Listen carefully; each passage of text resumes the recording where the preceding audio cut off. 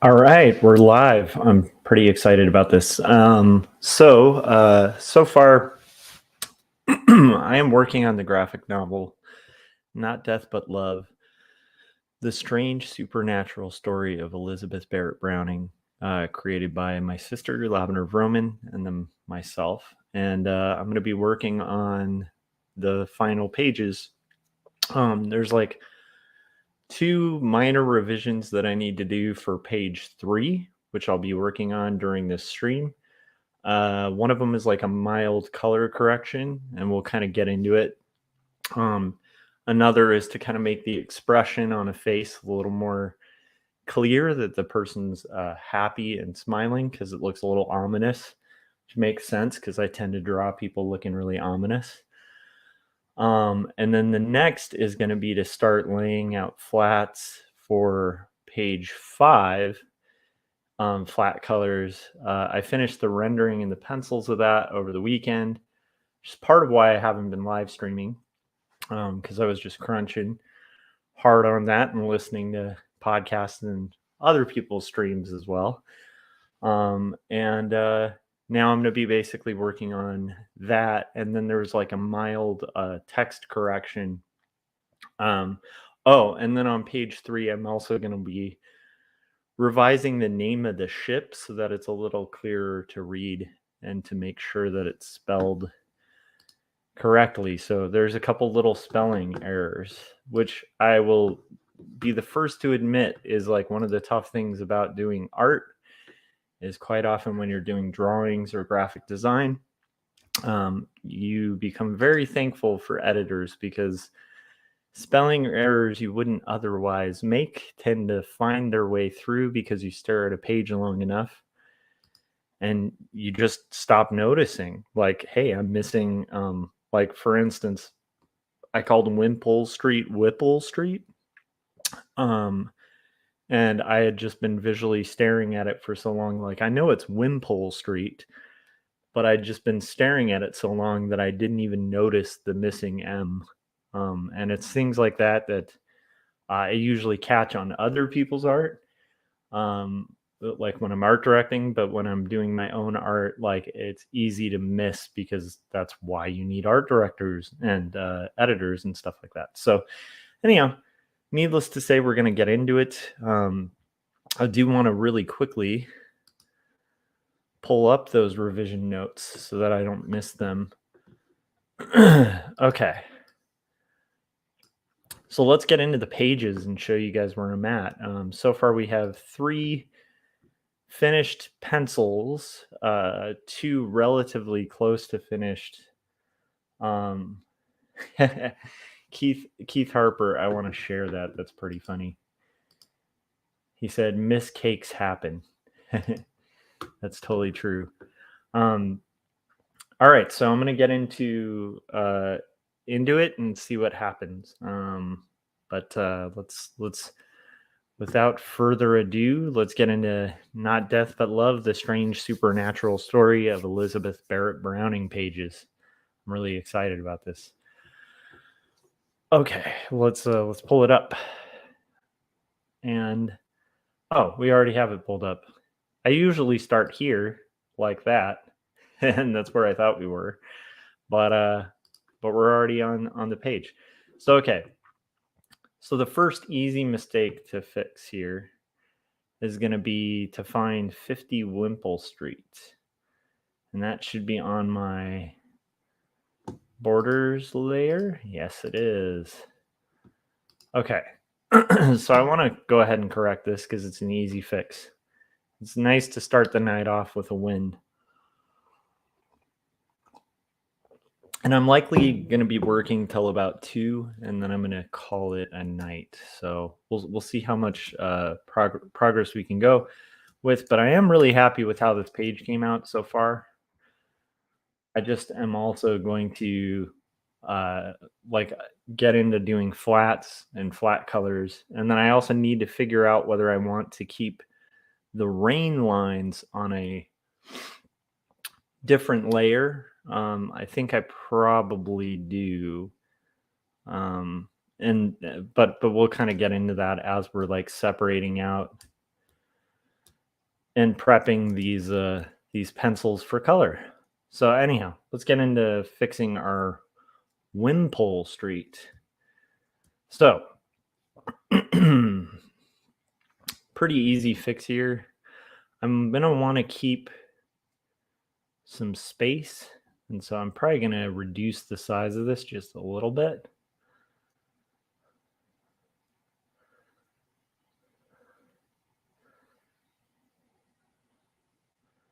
And I might use a little cheat here. I'm trying to do custom lettering on everything. I think that'll allot me enough space. Okay. Oh, there's one other thing. I want to make sure I'm not affecting the height.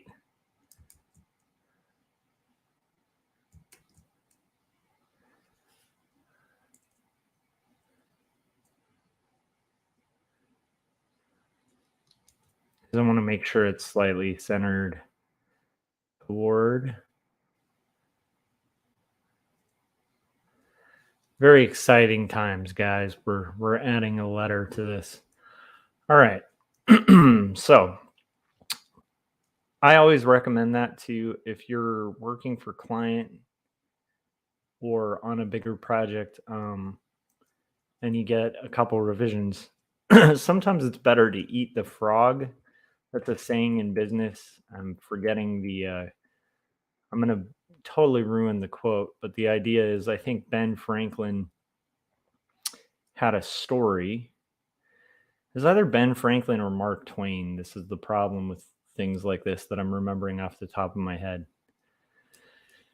If you guys in chat end up like kind of figuring out whether it's Ben Franklin or Mark Twain, you can tell me. But basically, the story was it's basically saying, hey, if you were in a scenario where you have to like eat a frog, like you know that like for some reason you have to eat a live frog, and you have no choice in the matter, and you have to do it by the end of the day. It's better to start the day eating your frog because then everything after that is like easy. That's pretty much the gist of it. So in business, they tend to call that like eating your frog. It's a weird thing that they call it that, but I mean, all it means in general parlance or whatever is like the idea of like sometimes if you have something really hard to do, it's better to start with the hard thing. However, I also think like today, you know, I am a little exhausted from just hauling butt on this page all weekend. and I feel like I don't want to get demoralized, so I want to start with a win. And so I'm going to do the reverse of eating my frog. I'm going to just start with like the easiest of all the revisions, just to give myself a little psychological win at the beginning of the process. I don't know if that makes sense. I don't know if you guys do that. Quite often, I'll also just go ahead and dive into the hardest. But today, adding an M into Wimple seemed not only easiest, but also that's probably the mistake of all the mistakes that I felt the least good about. The cool thing is, I think other than that, they're very happy with this page. The writer and and the editor are pretty happy with the black and whites on this page, so that's cool. So hopefully I can keep that up with the color. Okay, so I'm gonna go ahead and save that. I would usually save that as another file or something like that, but in this case, pretty self-explanatory. I don't think I want to have the version that had it as Whipple, and we're pretty much good to go there. Hopefully that's interesting for you guys. Let me see. I'm going to try to adjust this a little bit so that you guys can see it too. So let's try. There we go. hopefully that'll kind of adjust on screen so you guys can see the full page. That's what I'm hoping.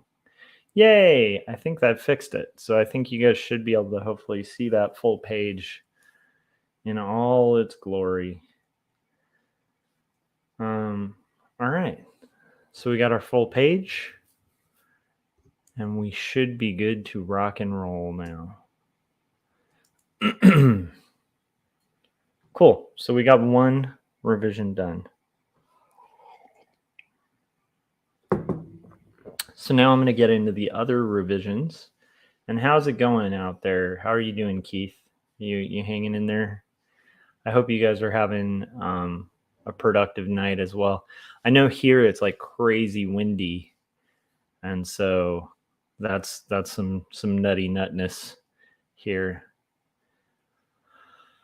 Okay, so page 5 done. Well, for now, I need to flat that whole entire page. Okay, now we're going to go to page 3.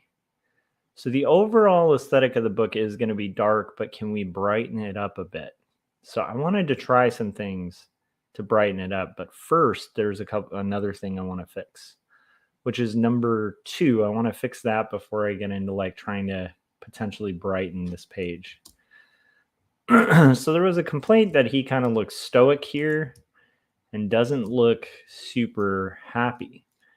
Now when you're doing a revision on something like this, it's like making a patch, because like here, I'm going to show you guys, like my line art is literally this kind of blurry thing. So if this was just solid black and solid white, it's a pretty easy fix.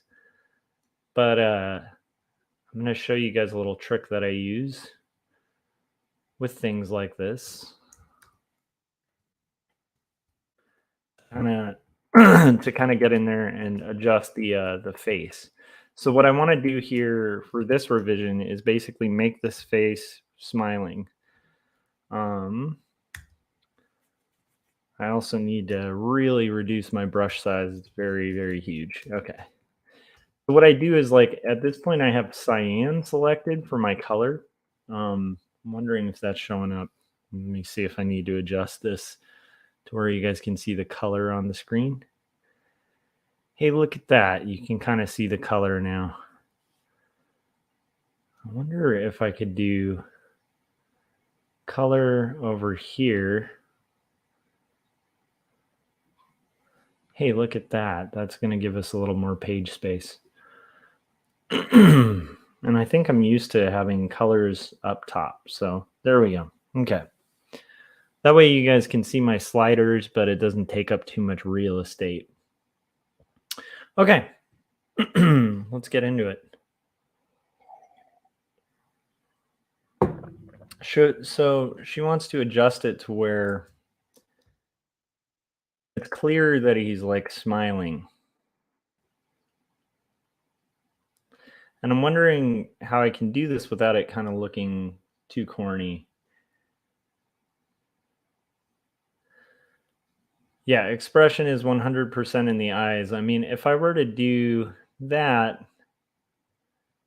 we can kind of have, but I do kind of think we're going to get in there with, let's see.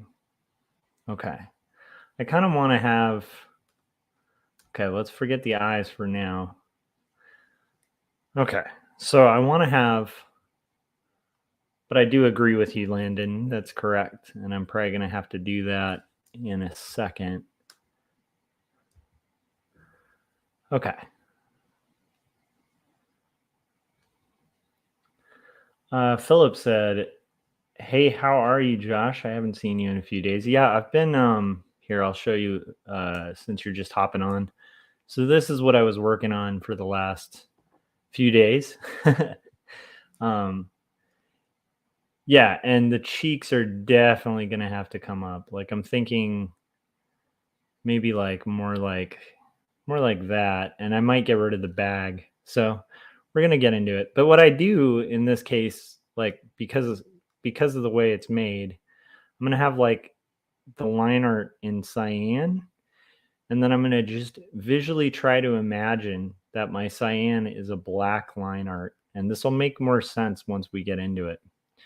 So this is going to be almost like the same style of rendering. And I think you guys this will make sense in a second. Okay. There's a reason I'm doing it this way. It should be actually a relatively quick fix. You guys can quote me in 3 hours when I'm done, when I'm having to kind of revise it. So it's been so windy here, it sounds like a haunted mansion. I live in the high desert, and so there's just times of year where, like, man, it gets very, very windy is all. All right. So here we're gonna do a little bit of the rendering. Whoa. Also noticing my memory is lagging a little bit, which is going to be incredibly fun. Now this revision, in fact, I might even do right now. You see if I can do it. If oh my gosh, my computer is really not liking. Okay, give me a second. Okay, right now I'm going to do, just because it is acting a little laggy, I'm going to try to do, let's see here, File, Save As. Why aren't you letting me save, computer?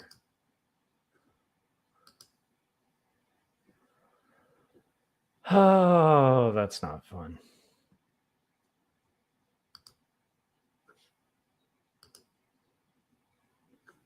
Why is this happening? Crap. Okay, I might have to quit out of Photoshop. Cancel. Okay, we're going to do File, Save As. Why is my Save As not working? Man, my computer is not happy right now. Okay, luckily I have this all on a separate layer, so I'm just going to go ahead and save. And you guys might notice it disappear from the screen, or it might just be stuck. Let's see here. And we're going to do roughs. I'm going to pull this open again. And let's see if this, it's kind of annoying that in general, when you're working digitally every once in a while, your computer is just going to do things that annoy the crap out of you. Okay, let me see if this works now. File, Save As. What the hell? Okay, I need to quit out of Photoshop altogether then.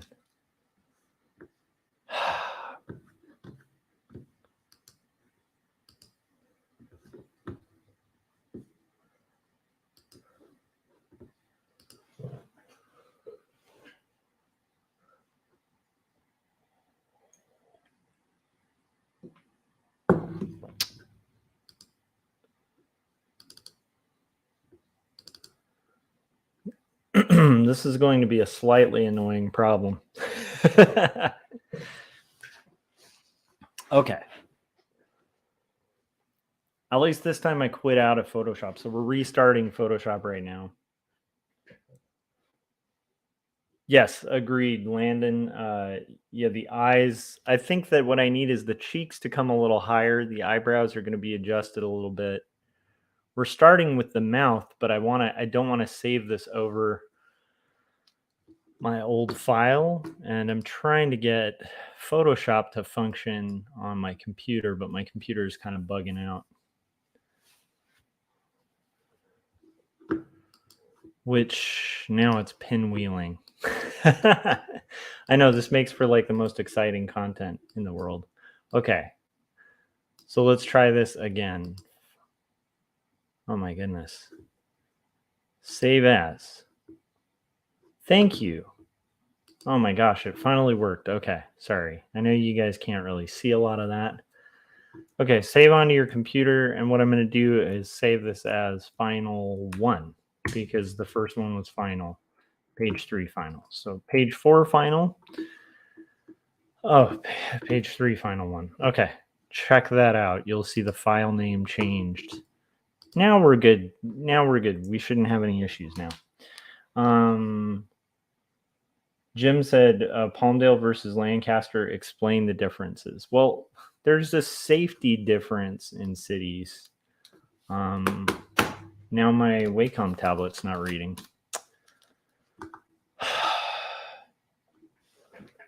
I wonder if this is tied in with the wind or... there we go. Okay, guys, we have a functional computer now. That's very strange. Computer shouldn't be having that many issues. Now I'm getting a Photoshop quit unexpectedly nonsense thing. Okay, I think we're good now. So now, without further ado, we should be able to fix this up. I'm going to have, Palmdale versus Lancaster. Okay, let's get into it. So there's some safety issues in specific parts of the Antelope Valley. So you guys might know this because, like, honestly, Lancaster, I always joke with people, we get in the news when there's like, I mean, it's mostly like when there's murders, you know, like there are areas of this valley you wouldn't want to live.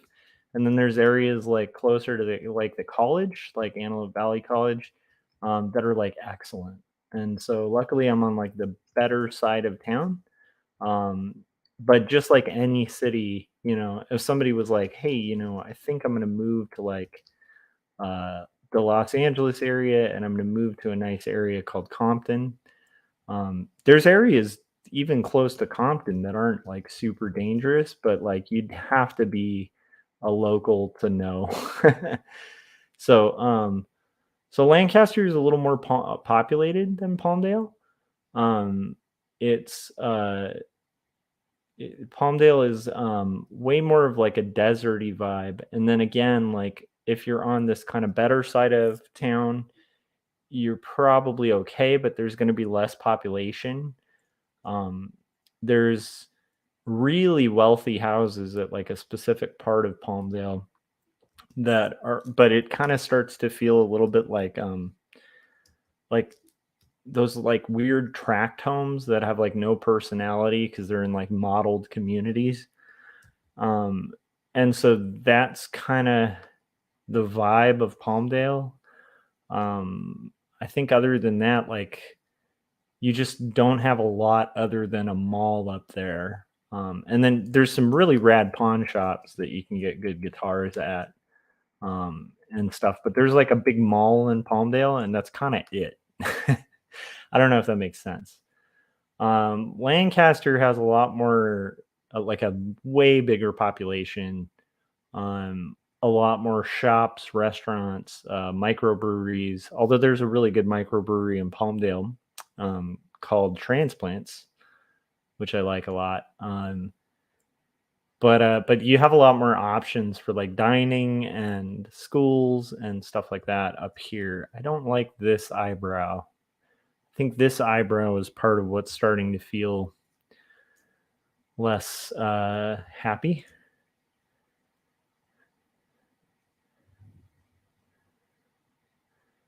I did like that determined brow though, so I don't want to overdo it. And I think I'm going to have kind of this a little bit brighter here. There we go.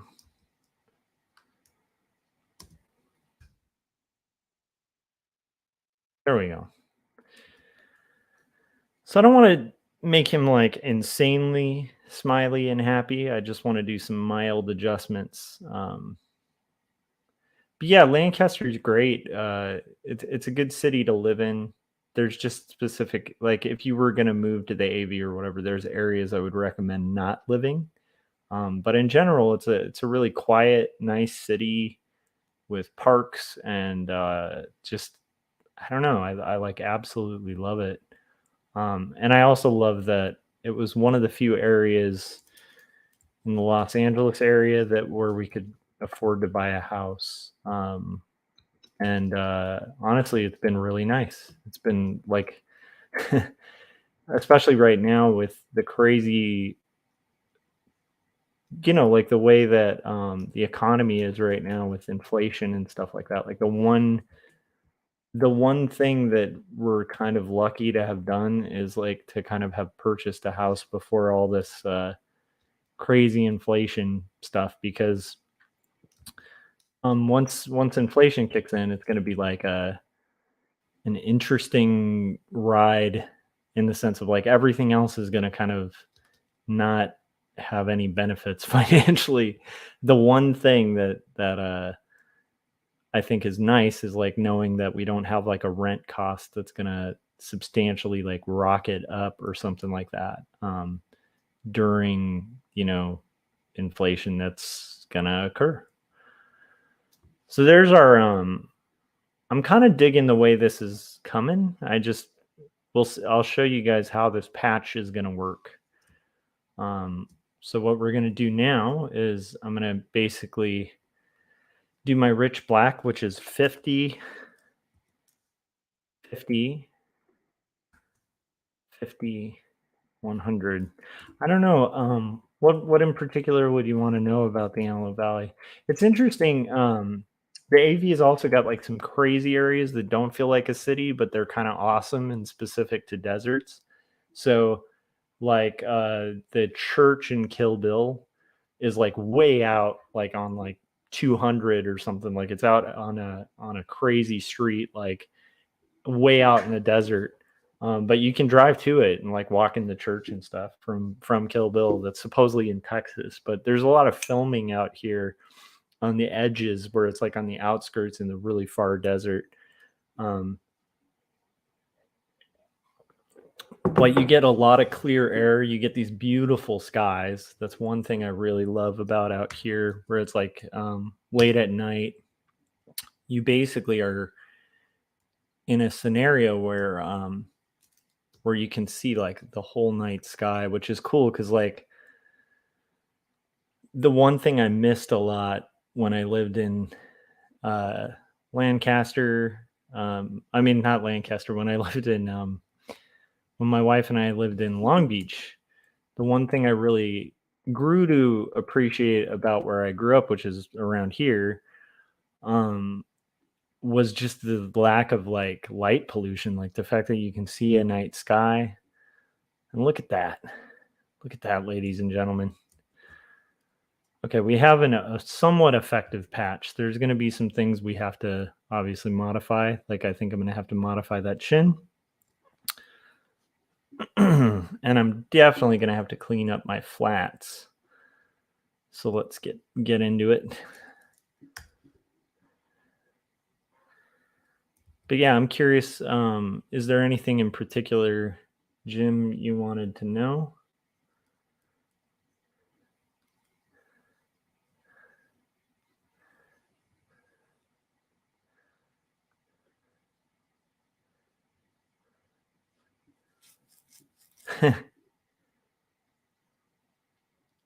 Keith said, I once spent the night in the desert of Lancaster as a security guard for Escape to Witch Mountain set.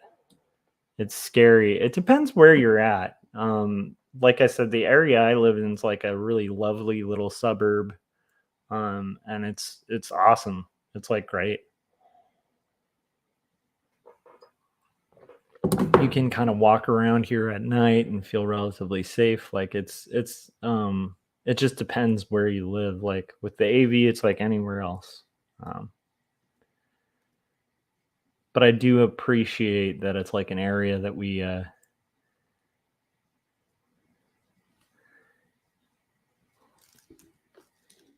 kind of enjoy. I used to kind of hate it though.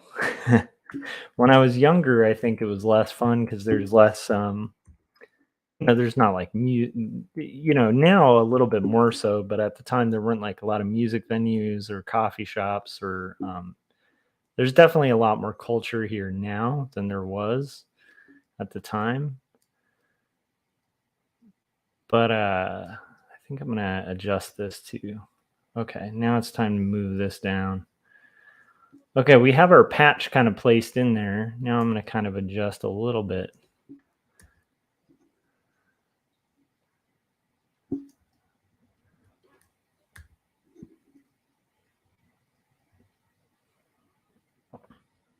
I like that confident eyebrow, but I do think I'm gonna have to adjust that a little bit too.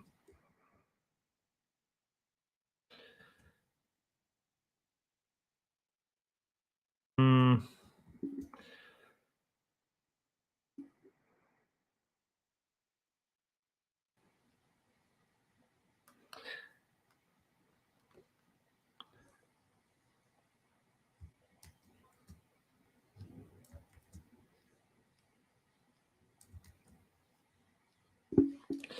okay.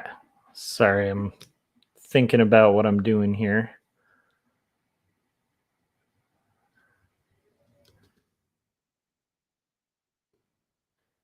Now we're just kind of patching it in a little bit.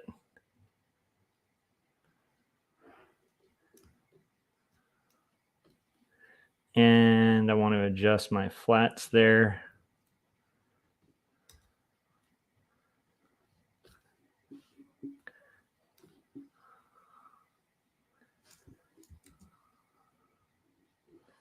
Okay. Okay, I definitely need to adjust that eyebrow a little bit. Still looking a little angry here. I'm gonna adjust that and that. Here we go. I know it's kind of crazy. I just de-eyebrowed someone, which is a very once you're kind of missing eyebrows, that can be a lot of creepiness there. It's like Pink Floyd's The Wall. All of a sudden, this is gonna be the guy's shaving his eyebrows. He's ready to rock. Okay, and let me try. Okay.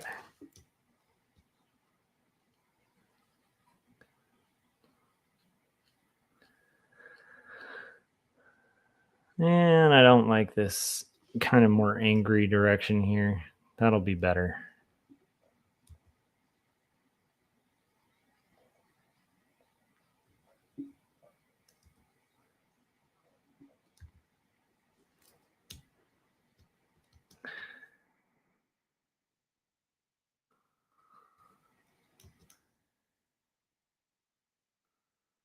Yeah, so yeah, there's a lot of things I really love about the AV. There's a one of the best breakfast places in the world called Crazy Autos. Jim, if you ever come up or whatever, I'll show you around to like all the weird Antelope Valley stuff. There's like it's one of the best breakfast joints in the world, and you pay like an average amount, But it used to be, it was built on a train, like at the train station where the metro stop is. Originally, that's where the location was. So anytime the train would drive by, like the whole restaurant would shake, and so they called themselves Crazy Autos and had like this whole theme, like they're crazy because they like built the restaurant like so close to the train tracks. But ever since they've moved it, but it's still got this like it's just a fun. It's definitely something that feels like it's straight out of like a Jim Luhan cartoon. It's like a fun restaurant. There's a lot of cool microbreweries and stuff.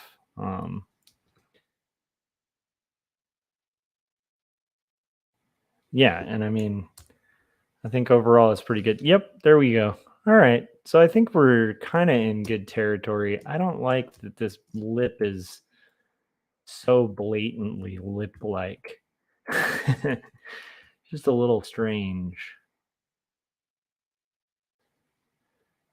All right. There we go. So we're kind of getting there.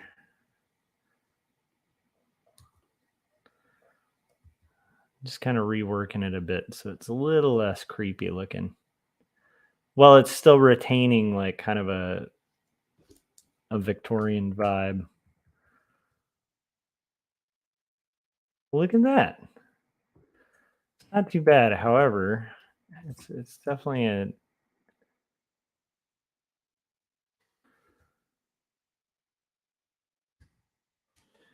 hmm.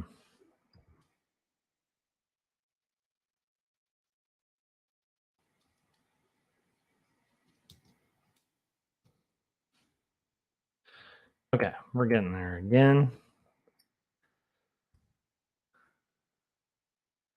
And I mean, some of this might have made more sense to just redraw the head.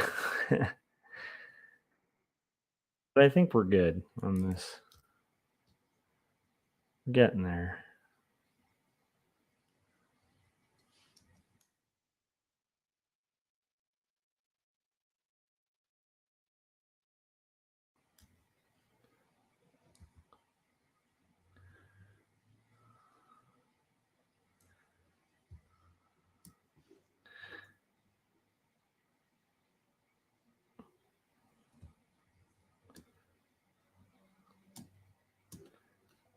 I think that's it. Nope. Definitely getting into that strange territory where there's no shadowing on the lips, which is a little strange.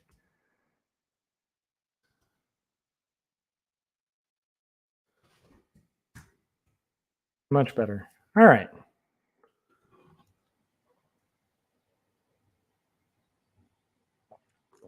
Jim was asking, do I frequent a comic shop? Okay, so that's a complicated question, Jim.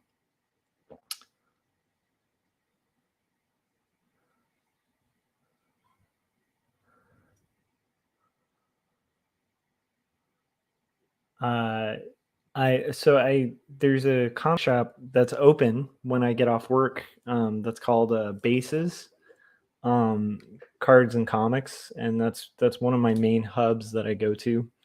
I mostly go there to pick up a pull list of Sonic comics for my son. I don't actually buy a lot of comics from comic shops. Um, but yeah, that's kind of my go-to. However, my favorite comic shop in the Antelope Valley, that's way more indie friendly, has weird hours. So I can never get there after work because usually I get, in my area, my hometown by like 6 or 6:30. And so by then, like my favorite comic shop's already closed. But my favorite comic shop in the AV is Horizon, and that's an amazing comic book store. Bases is incredible too. The owner is a really good guy, and I've literally gone there since I was a kid, and I've done signings there and stuff like that. I'm actually supposed to be setting up a signing there, and I'll try to set up one at Horizon too for Jacobs when it comes out. But yeah, there's yeah, two good comic shops in the area. Okay. So now we have that. I'm going to disappear for like 2 seconds, get a refill of my cup of coffee, and then we're going to get into brightening up the scene a little bit. I'm curious. I want to try a couple things. I don't want to lose the kind of tint look. I don't want to have too much color that's not just black. I want most of my rendering to be still this like sort of black and white look. I also want to adjust some of what's going on here with the shadow. Sorry, I was about to disappear for 2 seconds while I prepped for but I also realized like some of what was happening on this cheek with the shadow was throwing off the look from a distance. From a distance. Okay, so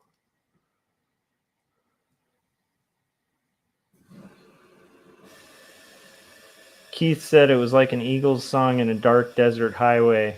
I was there to make sure people didn't come by after hours and mess with the set. It was spooky in the desert all alone like that. Yeah, there's areas out in the desert that are awesome, but they're totally, if you're not used to a desert, um, like I said, there's sections, like the Kill Bill Church, where it's like you drive out there and it's just all desert, and then there's maybe like a weird shed.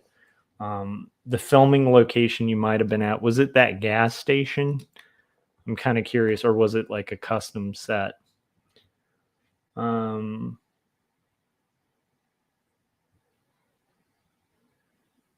Keith said, I lived in LA about 15 years ago and now I'm in the exotic Midwest. How do you like the Midwest though? I feel like the Midwest has a different tempo that might actually be kind of appealing. Okay, so as I was saying, I'm gonna disappear for a few seconds, get a refill in my coffee, and then we're gonna kind of get into potentially maybe some color holds, but I don't want to do them at the cost of like um, making the whole thing uh, have like a color hold vibe. I don't know if that may not make a lot of sense. I also want to make the ship name a little clearer. And so that's going to be one other last minute fix. But that I can do after kind of getting into the colors. And actually, one thing I might want to do here is we might want to just kind of take out our ship name real quick before I. This is definitely how my art process goes quite often, where I'll be like, I'm gonna just disappear for a second, and then I'm not actually disappearing because of things that I can very quickly fix. Oh my goodness.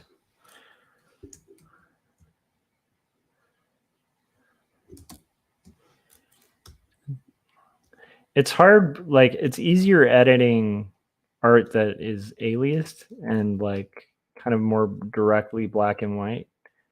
Doing this rendery stuff is a much more sloppy edit process, but it's also kind of fun. It feels a little more like art.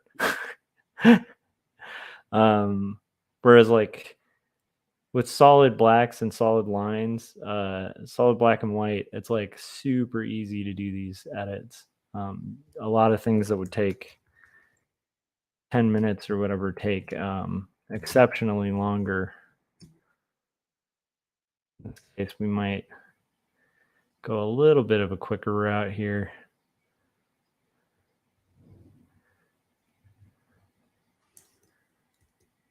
And I'm going to hide this, and we're going to get that back.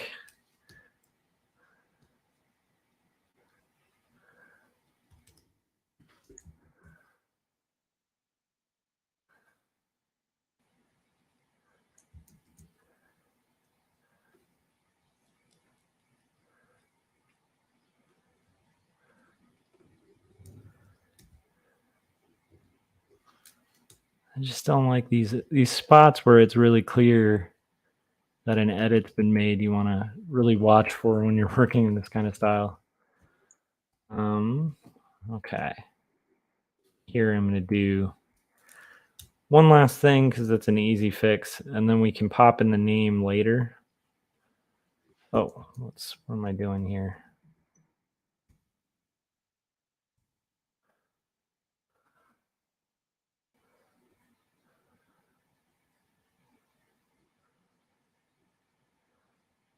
And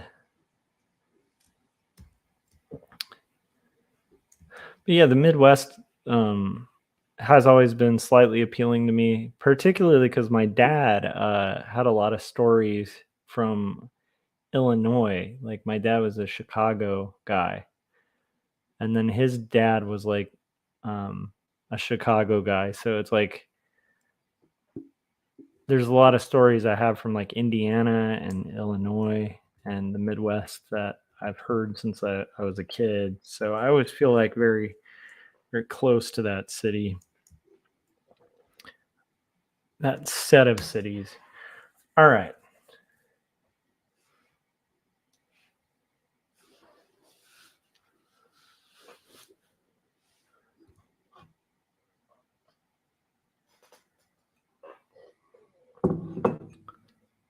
Oh, it was a stunt scene from a movie where they flipped a truck. That's what Keith said. Yeah, I could definitely see that being done, especially far out in the desert. I can almost imagine which direction you would do that, because there's a lot of clear areas of road where it's like when you get to the very outskirts of the Antelope Valley, there's just huge swaths of just desert and single roads, and especially at night, it looks really ominous. That far out. Okay. Okay, so I will be right back. I feel better about the expression. I think I'm going to play with the color, and then we're going to fix that name, and then we're going to get into flatting page 5. I'm very excited. So far, so good.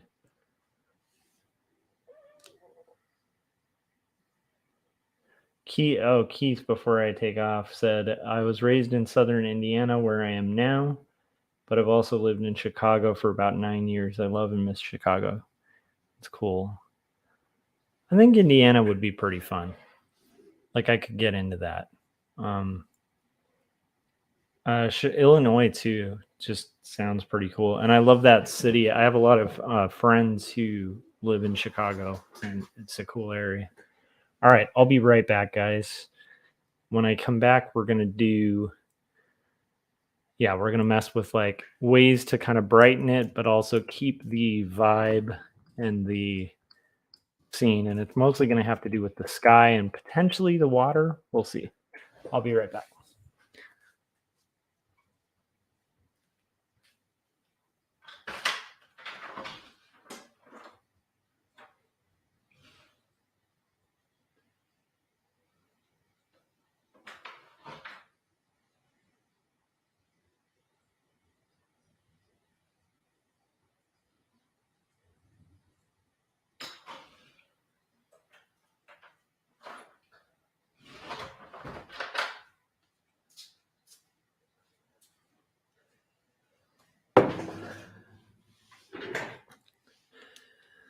Okay.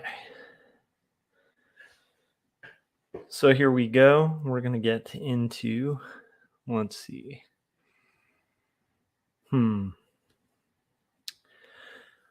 Okay, let's see if this will work.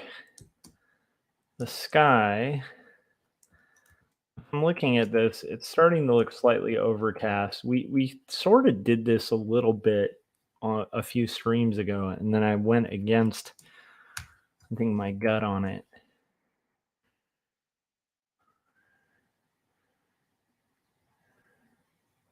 Where I feel like we could kind of have like a brighter time of day by just adjusting the saturation, making it a little bit brighter.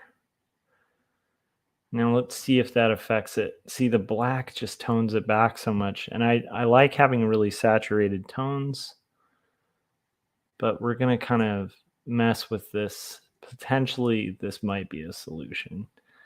I'm going to do, on this, I'm going to up the tone a little bit, but also saturate the heck out of it so it's a little more bright. So the color, at least without the line, is starting to feel like a brighter day, which I'm kind of excited about. Now we're going to kind of get into it. Again, these are easier fixes when you don't have, like if you have your grays and your solid black line art separated. But when you have it all on one layer, it can be kind of complicated. Although I'm kind of liking this idea. Okay. I might be overcomplicating that too. I can paint over it. Okay. So we're going to try this and see what happens here. This is the advantage of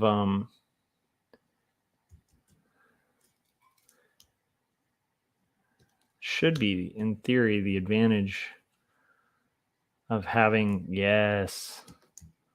All right.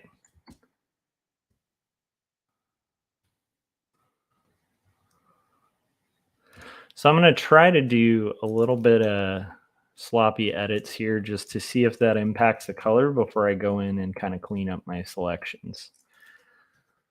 So I'm going to see if if a color hold, I'll clean up the edge of the color hold in a second. But if a color hold is going to affect that sky and kind of brighten up the day, that will probably be a good thing.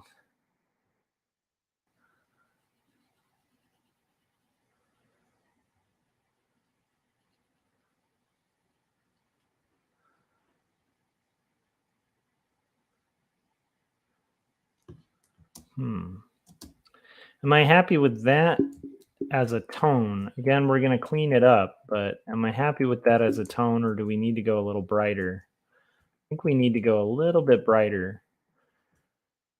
And I don't want to get into a territory where we're doing too many fancy edits, because again, the point of this is to look like a Victorian era kind of, like, I don't know what it's called, but it's like almost like a linotype or something, where you would like tint a photograph. Like, that's the whole purpose of this look.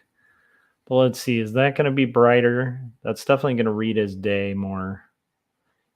If I really wanted to brighten it up, right, we could go there. But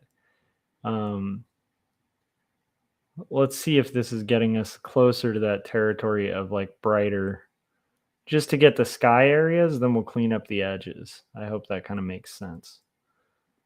And then water could be something to kind of brighten it up as well. But I feel like just the sky alone, okay, that's too much in the direction of fancy. Again, we could get in there and color hold everything and really nitpick it, but I want it to be more subtle. That's a little better. Okay, let's do that to brighten it up a little bit. Give it a little atmosphere, and maybe we'll even have it sort of blend into the background a little bit like that. That's going to be our atmospheric thing.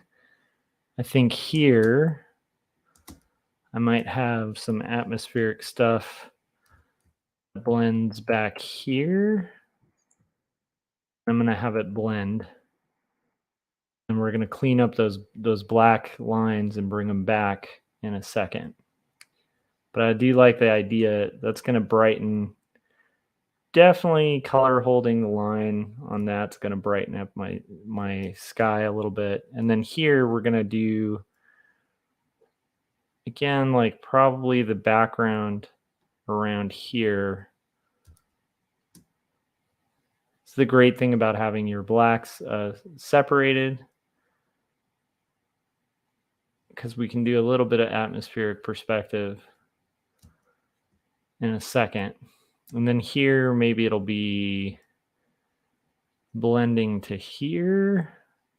Again, we're just roughly working it out first, and then we'll polish it up. And here, maybe we'll have it kind of go to here. Is that brighter? Is that feeling more like day? I think so.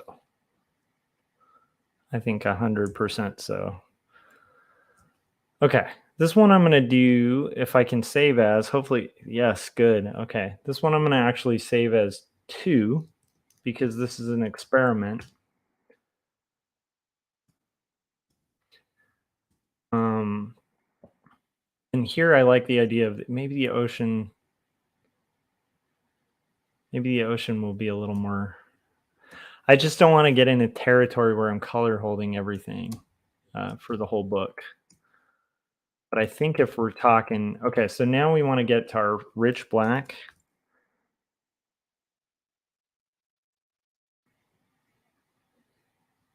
Oh,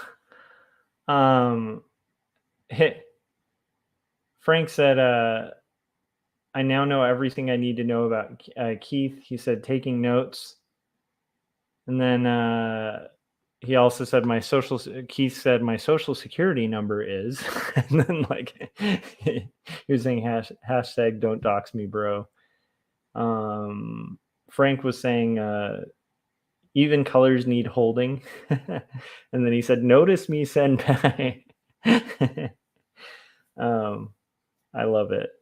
Let me see how's it going, Frank?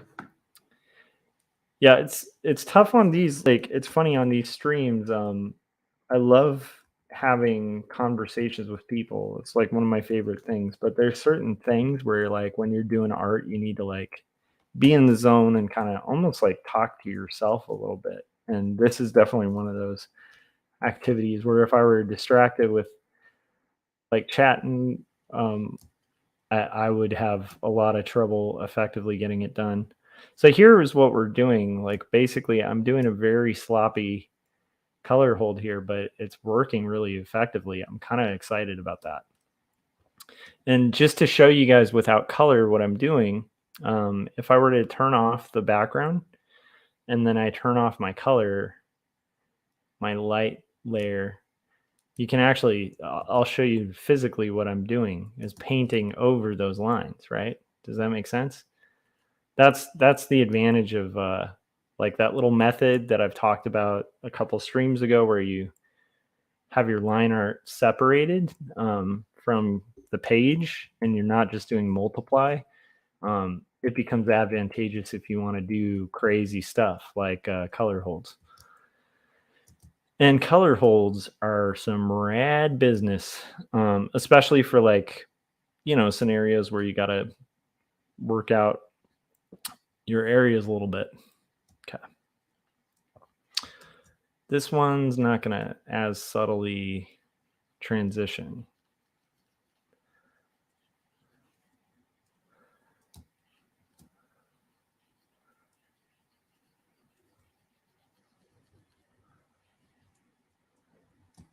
Okay. And now we're going to do some other stuff, which is where we get into like the more kind of nitpicky, clean up the edges kind of things. I'm going to select all the areas. You know what? I'm doing this wrong. We're going to use the pencil tool now, which is like going to give us a nice solid edge to this line. So that's what I'm going to do now is like kind of go in, paint over the lines that I want to have like hard edges on. That I clearly I'm going to want, I am going to want black and white.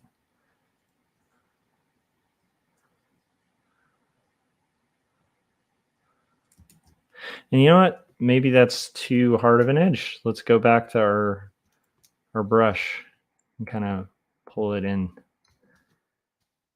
And again, I have my transparent pixels locked, so like I can just rock and roll right over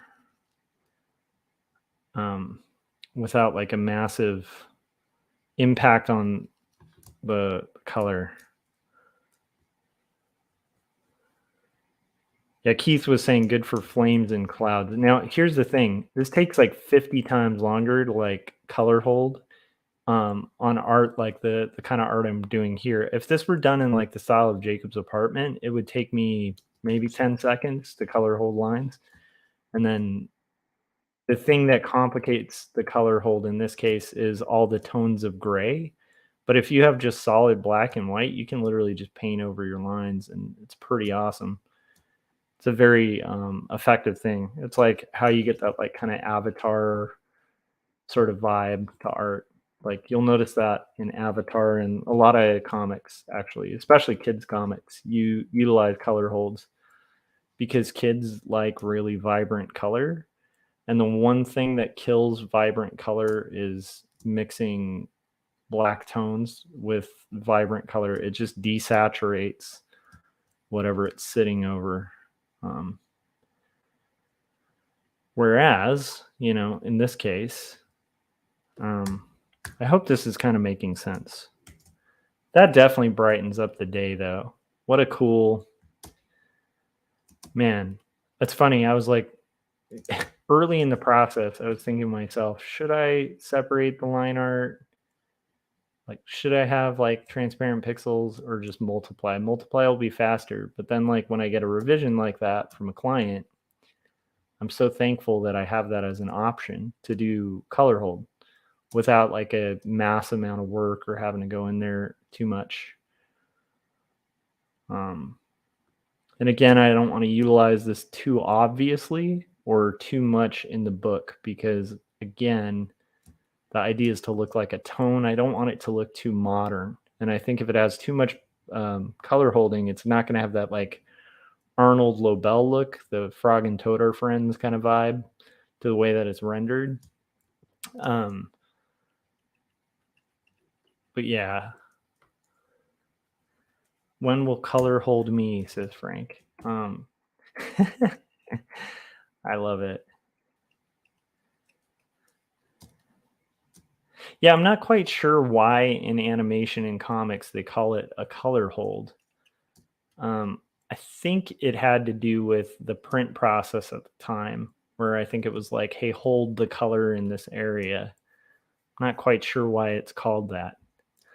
I'll have to look that up when I have time. Or if anybody is so inclined and bored and wants to look into why they call it color holding. What I love about print is there's a lot of terminology like that like for instance, like in type where it's like uppercase and lowercase um comes from when they used to have letters in block like printed, from blocks that are like carved letters, and they would have a tray of different letters and they would keep the lowercase letters um in the lowercase, like a literal case. And then the uppercase letters were in a literal uppercase, and so it'd be like, oh, where are the letters we start with? Oh, those are in the uppercase. Where are the capital letters? Oh, those are in the uppercase. So you just almost like have to go back in time to like when people were working in a,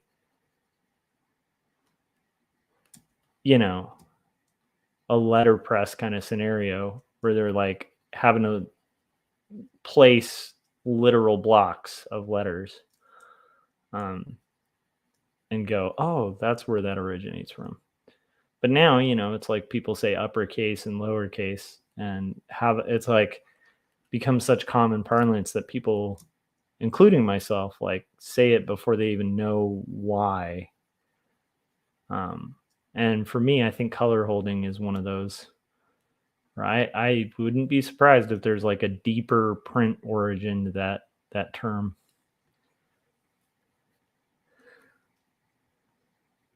That's where leading came from. How much lead plates between the words?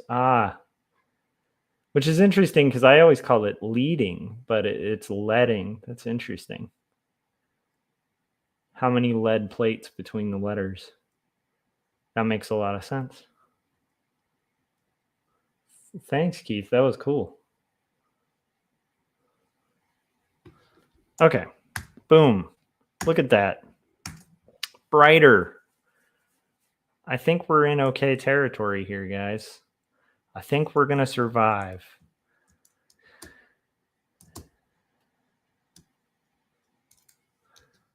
Oh, I forgot to refill my coffee. I gotta do that after this. Okay, panel 1, I'd say that's a lot brighter. It's a lot more effective. Do we want the birds to kind of have a little more? I like the idea of the birds kind of being washed out in the sky, actually. I think that maybe one of them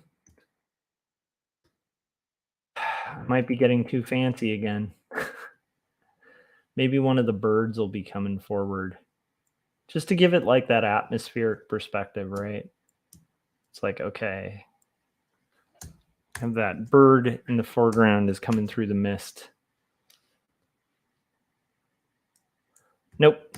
I like them back. Let's go backwards. I was getting too fancy. Now, if you wanted to get like really rendery with this, you can literally go in and color hold each separate area, but again, I'm trying to keep it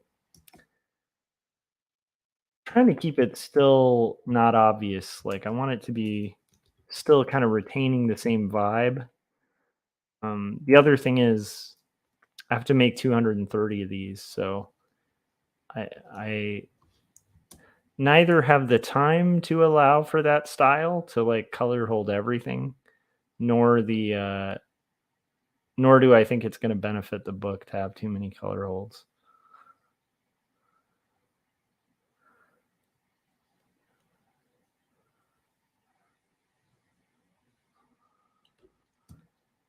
Too many color holds. Okay, here we go. Why do birds suddenly appear? Frank asked. Every time that you're near. I think Frank's trying to get me demonetized. Let's see here. What are you guys working on? Let me know in the chats. I'm kind of curious what projects you guys are moving on, how things are coming along.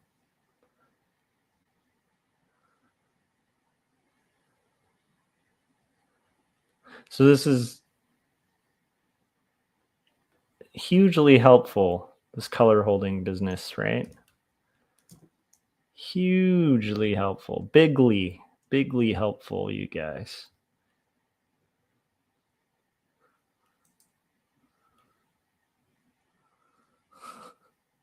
Okay.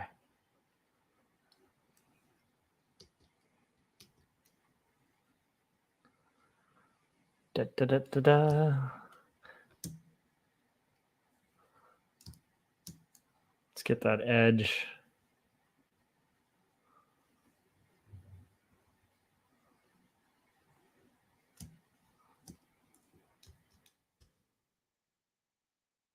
I'm kind of excited about how this is coming along, though. I think that does brighten it up a bit. That feels a little more, little less ominous, a little more like it's a day scene, but still kind of keeps some of the ominous nature of like, I mean, at the end of the day, it's going to be a little ominous because it's supposed to look like tinted Victorian photographs, which, you know, are kind of ominous looking. So we're kind of getting there, I think. I think we've gotten there a little bit. How's panel 2 here? Oh, and then we need to correct this little area. But I feel like that really brightens up the scene. One thing we can do too that's just adding a little bit more of a spicy business here real quick is I can have this be a little more, maybe it's got like, I have 2% magenta in there, maybe I'll put 5, a little clearer, and then maybe this will be like 30. Let's see if that kills it. Might start getting into skin tone territory. No, let's go back to 25. So 0, 5, 25. That's where we're gonna be, guys. On our CMYK.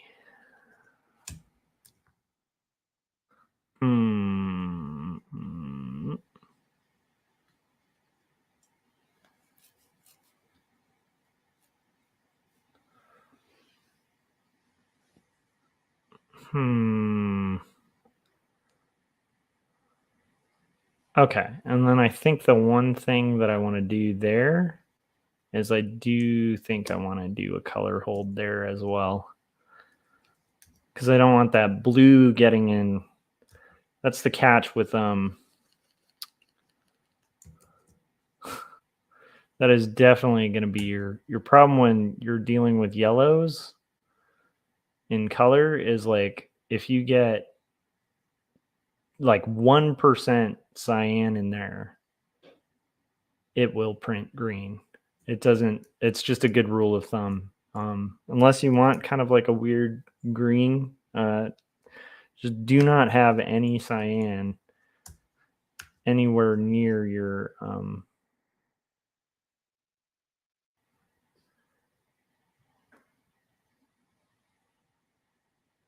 color. And let's see.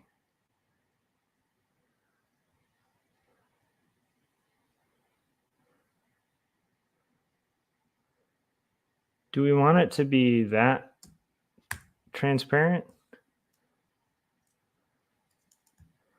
I think that's too much. Now I have that song stuck in my head, Frank. I have the Why Do Birds Suddenly Appear song. Okay.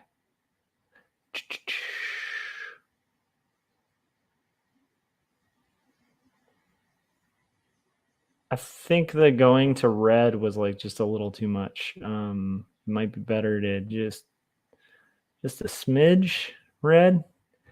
All right. There we go.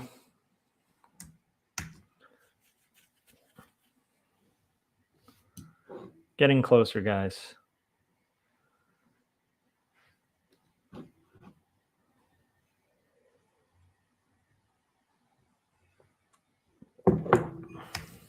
Okay.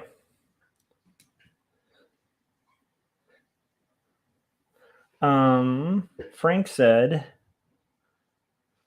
I'm working on mending my heart for what he's working on. I love it, Frank. That's awesome. He said, I'm just watching the stream on my tablet. I installed an art program, so I might doodle. Awesome. And then Keith said, I'm starting in my Rocky training sequence to bust up my style. Jamie Hewlett, punk rock tank girl as inspiration. Nice. That sounds awesome. You either doodle or you don't doodle. There is no might doodle. Good point, Keith. Philip said, I'm still working on rough sketches for the children's book. Nice. Progress forward. Make some progress, buddy. And then Frank said, I saw Jim got a copy of Jacob's Apartment. Is it already out or was that an advanced copy? That was an advanced copy. And then Frank said, at 2, Keith. And then Keith said, birds aren't real. Yes. Okay. I'll be right back. I'm going to get a refill of my coffee and we're going to power through. I'm excited though. We're very close to done with this page and I'm hoping we'll have time to at least start the flats for the next page. This is the downside of having to work by night. Hopefully we'll have time. All right. I'll be right back.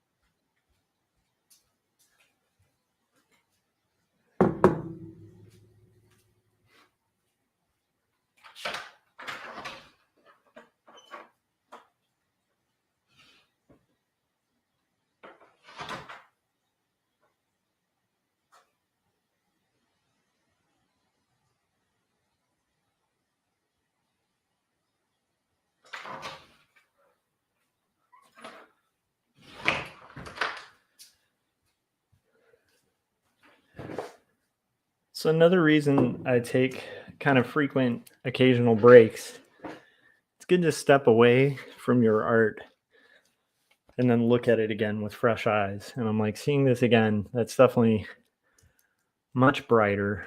Still keeps the vibe, but I think that fulfills what they were concerned about, which I think wasn't a reasonable concern. Now, if I were smart, what I would do is make swatches, and I might have to do that at some point.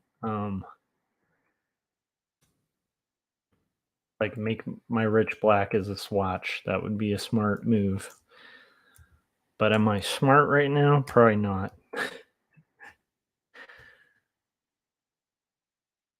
Okay. So we're going to get in there. And again, I want to kind of make the color hold a little more subtle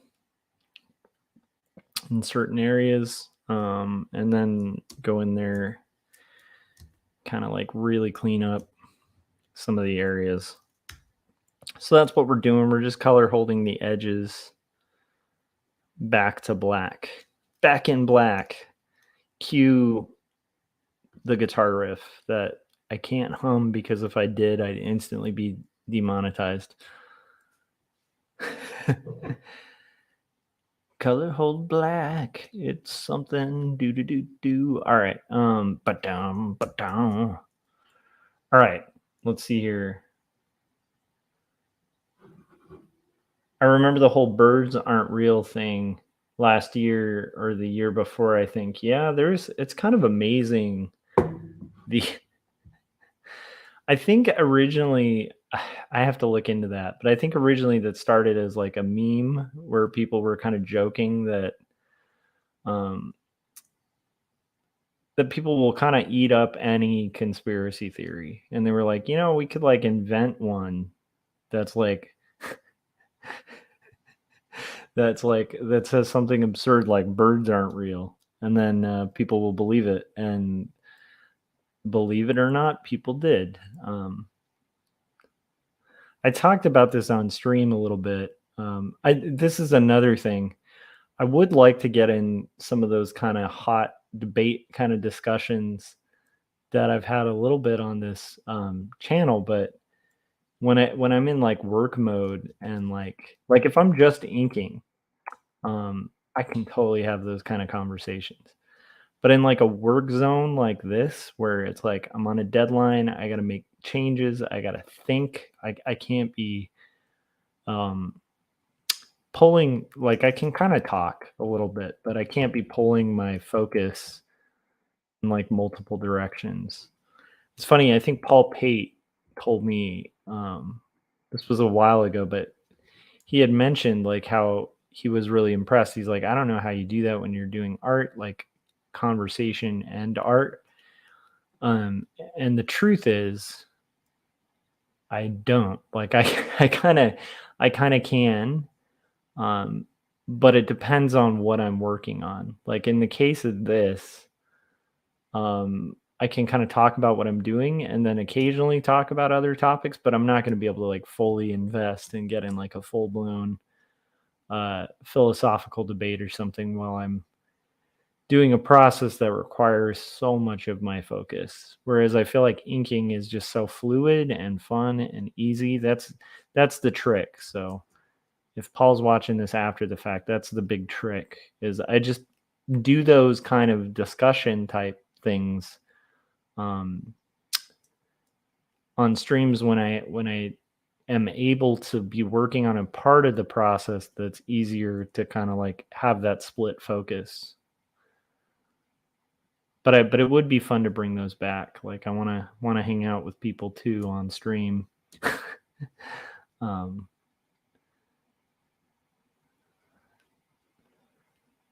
so here we go. So we've got our color hold kind of going. I'm going to zoom out a little bit just to kind of see the progress in a second. I just want to clarify the areas that I'm color holding. And I also don't want it to have like a too cut out of a look. So that's a key thing that I want to watch for. I want to make sure I have some more gradual shifts with the color hold area.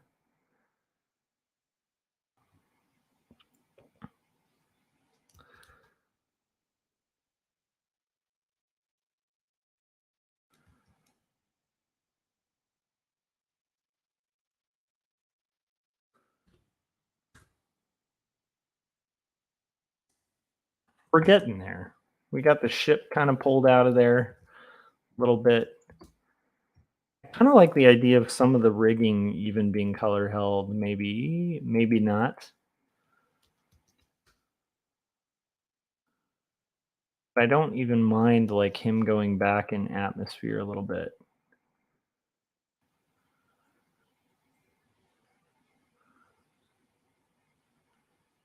But again, I don't want to make it like I think for this style to be effective, I can't be doing flashy coloring gimmicks. Like it needs to be very basic in order to kind of pull it off.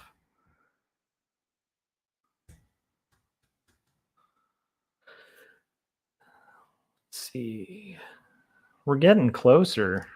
I do like the rigging. These lines on the whatever that's called, like the ropes or whatever. Definitely don't like the edge up here being kind of sloppy painted on.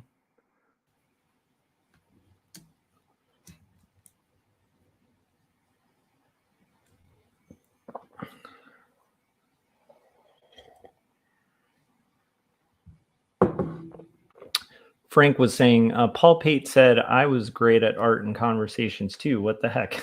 No. I don't think he was saying I was like incredible at conversations. He was just impressed that I could draw and talk at the same time, because it's hard to do.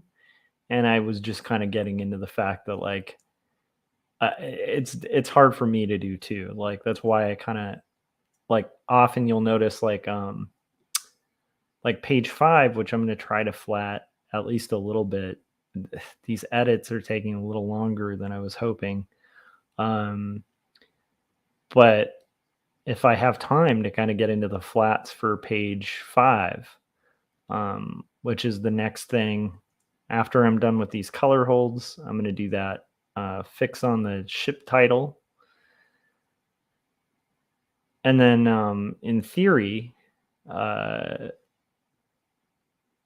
so anyhow, why I hadn't streamed when I was working on page 5's pencils is exactly that. Like there's certain things in the art process that I think require focus of like it requires like your whole attention, and I can like listen to something, but I'm not able to kind of like converse or talk while I'm doing it. And that would be one of them. So that's part of why like you'll notice like sometimes if I'm working on especially pencils for a project, like I'm not streaming quite often during that time. And sometimes I will, but anyhow, I think Paul had an impression that wasn't necessarily true. It's just like the illusion of me being able to do multitasking to a level that on some things I can totally do, but some I can't, Okay, so let's see here. Frank said,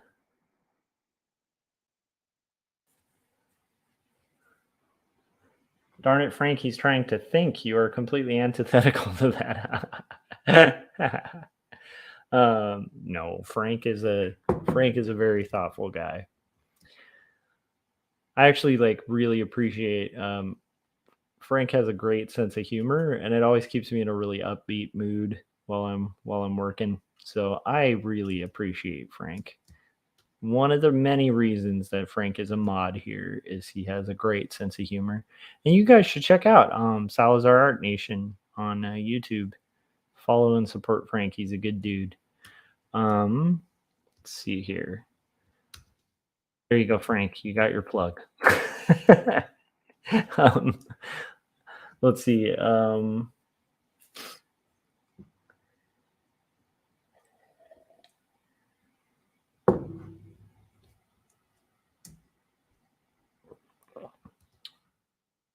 I did run out of C-Force. Look at that. You guys seeing how this is kind of coming together and looking a little more subtle? And again, it's like on the final art, like a lot of this is like subtle stuff that like most people aren't going to notice, but it really does impact the overall vibe of the page. And again, it's all in your setup, because if you just do multiply on your layers, you're going to have a little bit of trouble getting the same effect, and it's going to take like 50 times longer to kind of do, or maybe not. Maybe you guys know a quicker way. To me, I think this is one of the fun things about having transparent pixels, guys. Transparent pixels is where it's at on your lines, especially if you're working in like just solid black and white, like traditional inks, like where it's aliased edges to your lines. Like these are anti-aliased edges because I want that like pencil look. But if you're working with like aliased edges to your lines, there's no reason to absolutely no reason to have non-transparent pixels. Like you should have transparent pixels If not only just for the idea of being able to select the black that you use, like you can pick a rich black, you can color hold your lines, you can easily edit your line art. Yeah, it's very, very advantageous. Okay. We're getting there, guys. We're getting there.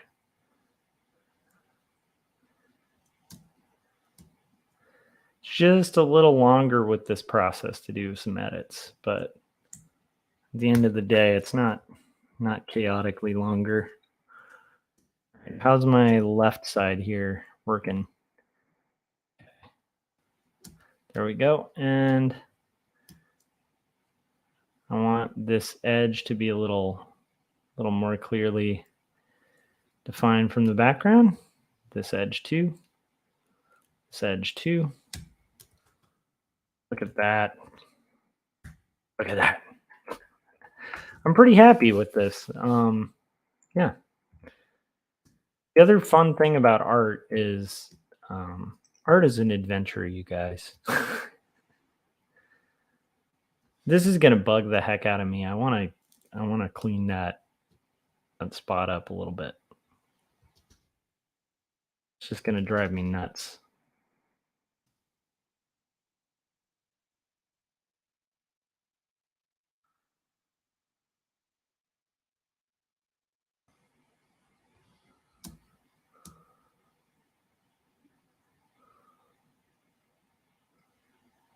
Some of this just gray here. Oh, come on.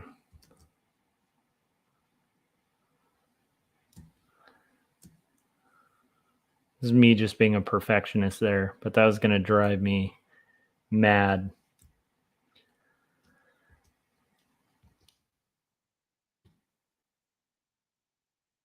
Oh, come on.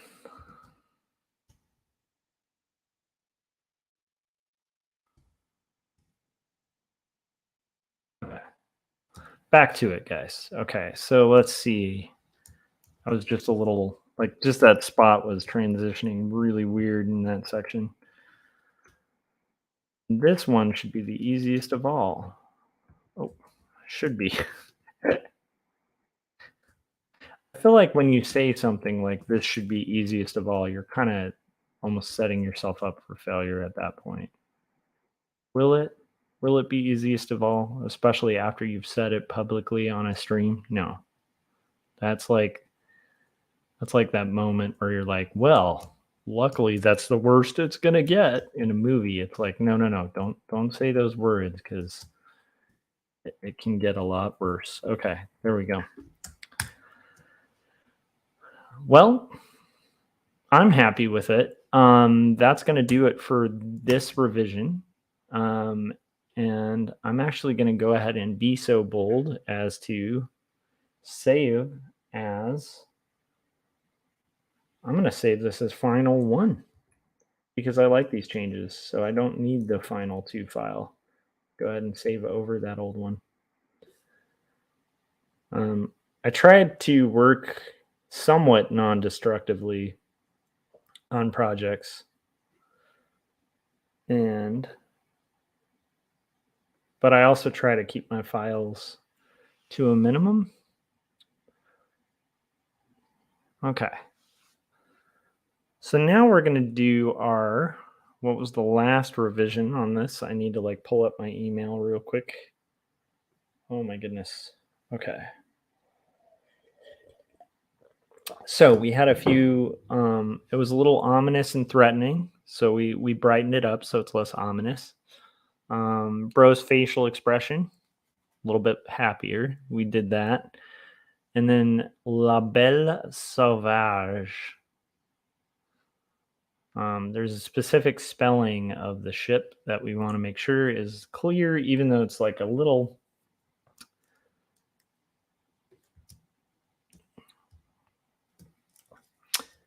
it's a little bit of a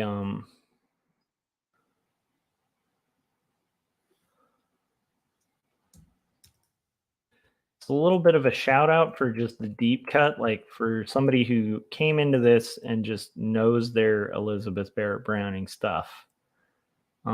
This is like one of those little deep cuts. Like, it also is going to help people understand what happened to the ship. I do want to be slightly lighter with the way that this is painted on there. And here we go. We're going to do this in script. La. I want it brighter.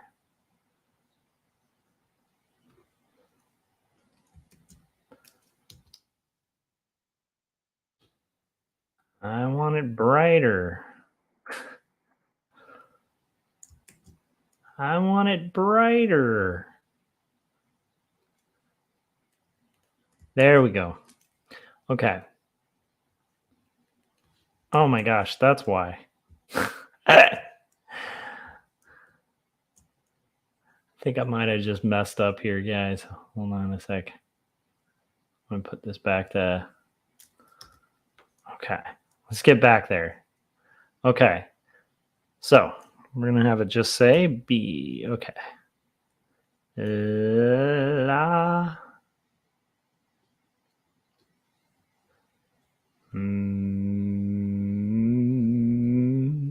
Belle.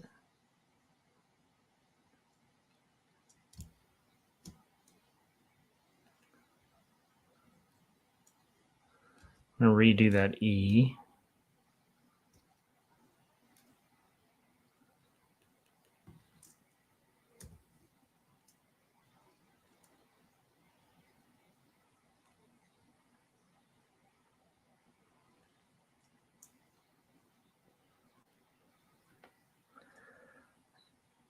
S.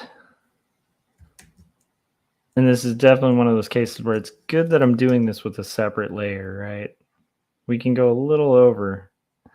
S-A. Oh my goodness, that's a terrible S-A. S-A. V-A. Oh. S-A-U.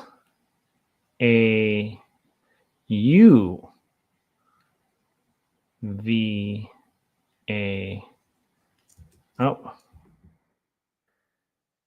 I hate U's and V's. S-A-U. V-A-G-E.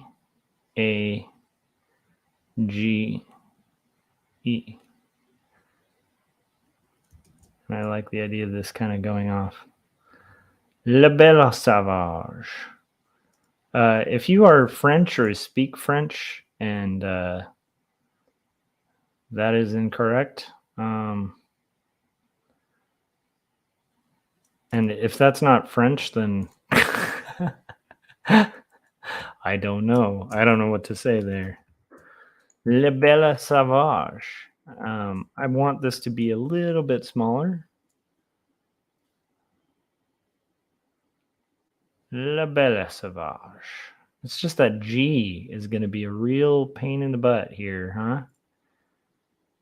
You want to go over that edge a little bit. I see what's going on here, Mr. G. Oh, come on.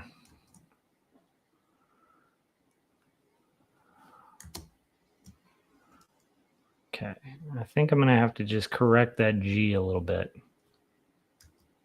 We're going to correct you, G. Savage. There we go. Boom. Look at that. And then we're going to do... want that ship name now backwards, upside down. Do do do do do do do. Upside down ship. Upside down ship. That's my new song. I hope you guys like it. It's called Upside Down Ship.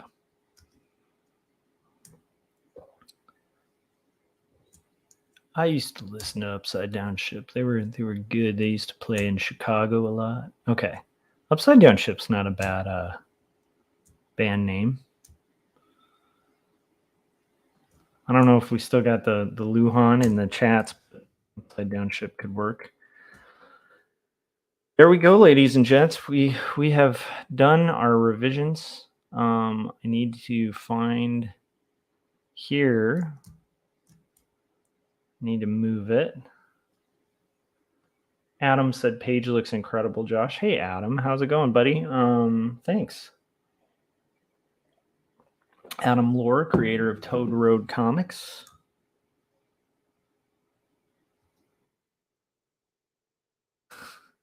Frank with the late night jokes said, I have to read this one. This is... Oh, Keith said, I have a luchador match with my cat that demands my attention. Have fun later. Now I have a wonderful visual of somebody wrestling with their cat who putting on a luchador mask, which is a fun visual. Bye, Keith. Thanks for hanging out. Corey said, popped in to say hi. Gotta run. And he said, that hat looks great. Thank you. And then...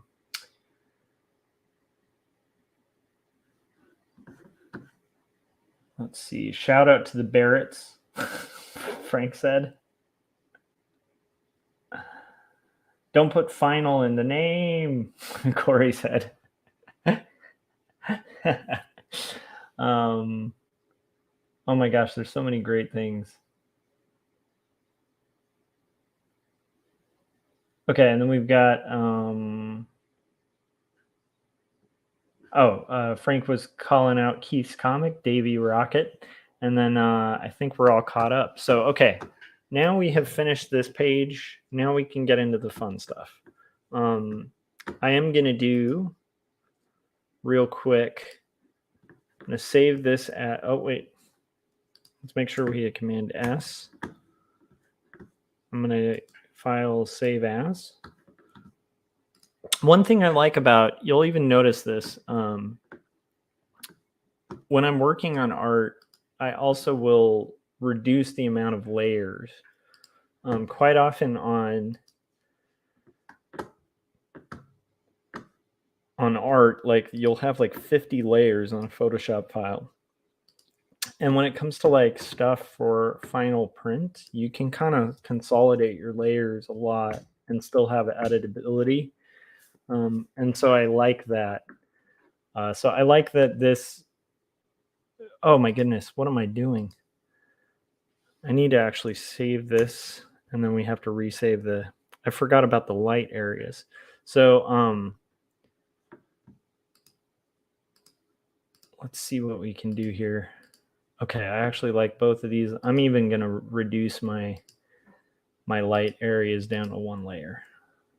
And I'm going to get rid of that tone because I don't need it. So now we have 4 layers, which is nice and clean. And I like that for editing because I think, as you'll see on my pencil layers, there's like 50 layers or something working in this style. But what I do when I get to color is try to keep it really basic like that, so that in the future, if someone else has to handle the file, or I have to, I'm not like hunting for 10 years to find a layer.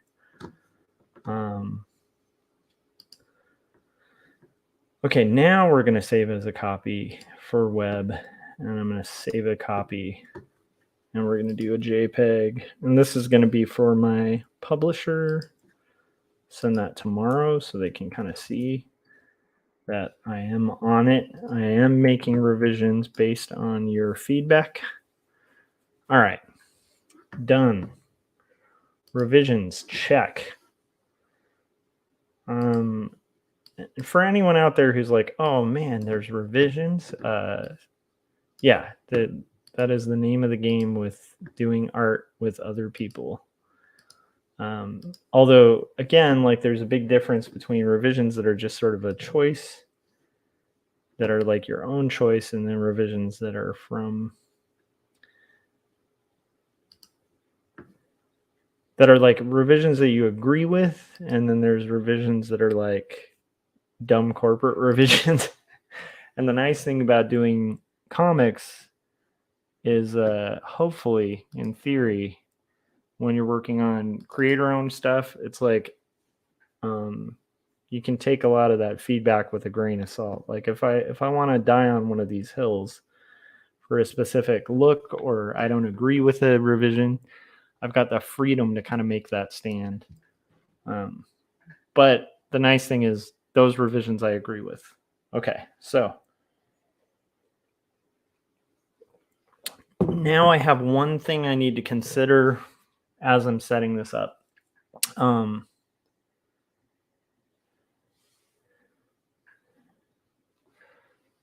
Frank said, I despise revisions, but I'm learning to do them when needed. Yeah, and the thing is, the process of art and doing art well, I think, Frank, and I think you're going to do them more and more, is actually the process of revision. Like, weirdly enough, like first iterations rarely nail it.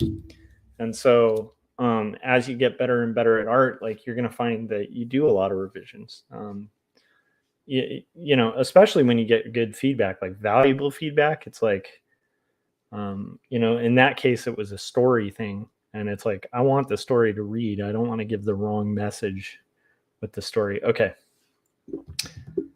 So let's see what we can do here. Okay. I got to disappear for 2 seconds again before I get into this page. Frank was saying, now add a white whale in the background. Shout out to Moby Dick. Oh, this isn't. That's weird.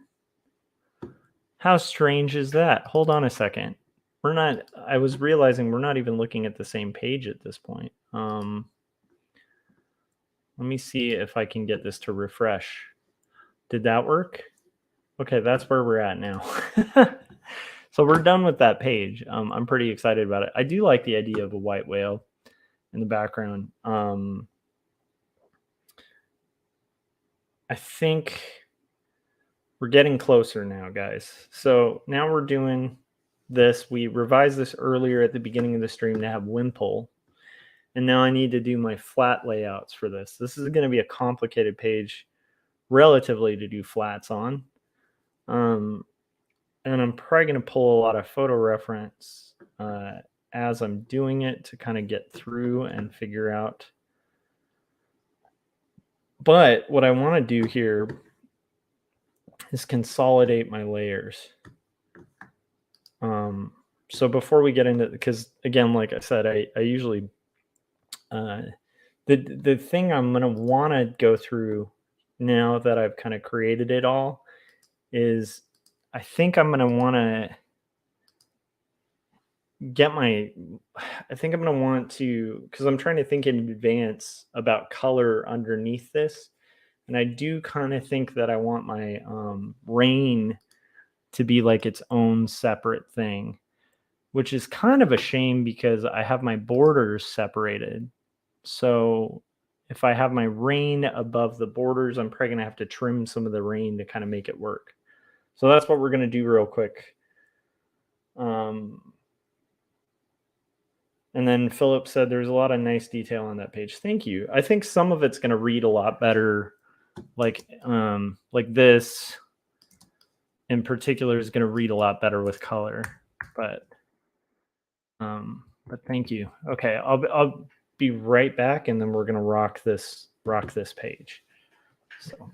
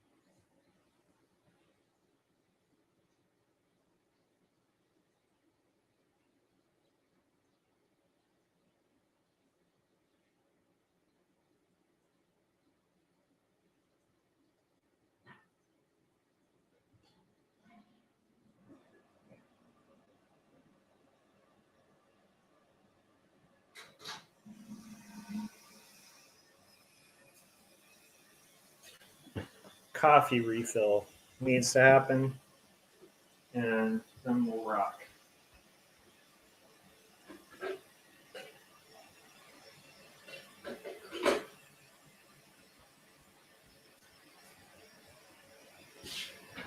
tomorrow also I need to Philip said I wish I could stay, but I need to get to bed. I'm up way too late. Yeah, I've got another hour and 13 minutes, and then we got to call it too.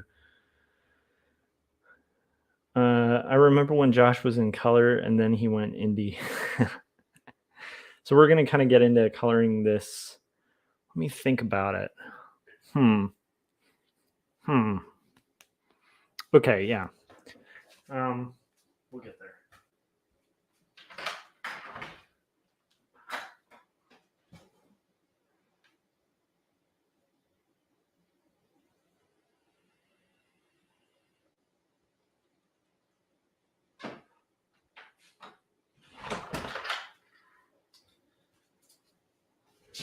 Okay.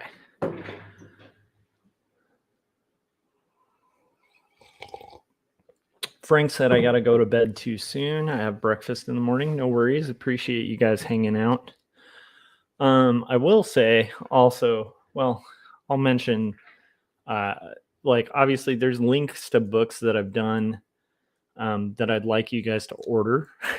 And I think most of the people in the chats right now have already done that. But if you haven't yet and you're enjoying this content or getting anything out of it, please consider pre-order Jacob's Apartment and Two Stories. Two Stories you don't have to pre-order. You can order it today, and you'll get right there. So yeah, but I'm gonna drop and talk about those at the end of this whole thing. But just letting you guys know. Philip, have a good night. Okay, so I've got some stuff that I definitely need to do here, where I'm gonna take off my borders. Right now I want to consolidate my layers a little bit. So what is this layer? This layer is my line layer. That's okay. And this layer is that effect.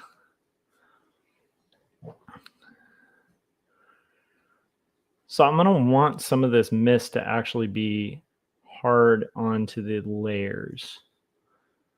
There's a couple things I'm going to have to do here, because what I'm going to try to do is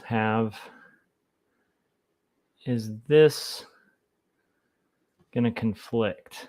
That's the problem. Okay. It's going to be really fascinating to kind of see if I can pull it off. Okay. Is the rain going to conflict if I have it above the line? Yes. Is that a bad conflict? No. Is it going to conflict with the borders? Is it going outside of the borders? That's going to be a problem. So I'm going to actually see if I can do this. Select my borders. And I'm going to go to my rain. Oh.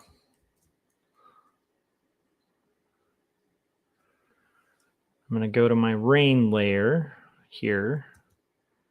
And we're going to delete it out. I actually don't mind the rain coming over the line, and that's going to make it much simpler for color.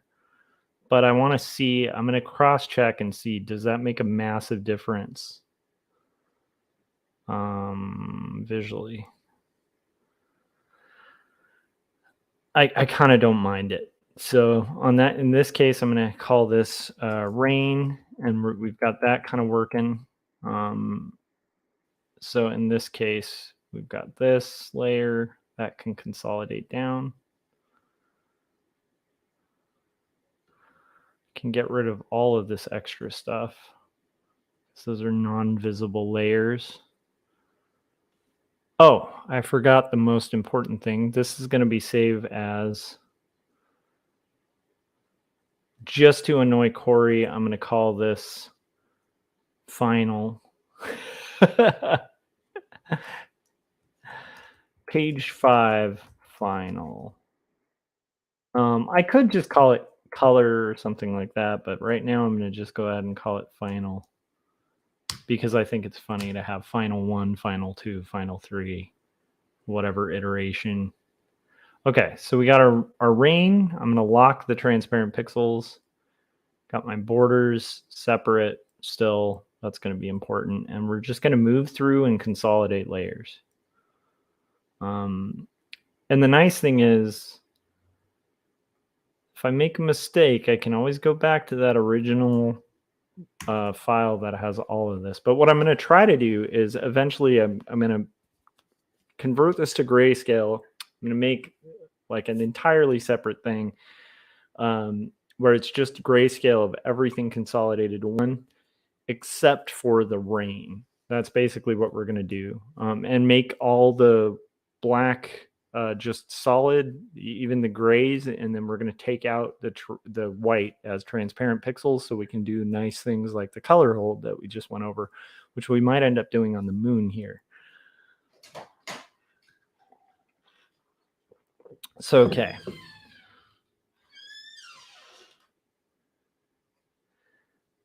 Adam said the fancy borders look awesome. Thanks. Yeah, I'm trying to do kind of a Victorian vibe because it's a story about the Brownings and they would have fancy borders. Okay, here's the rain. This is great. All I have to do for this rain is take out the borders. So we're going to go here. We're going to find that rain again.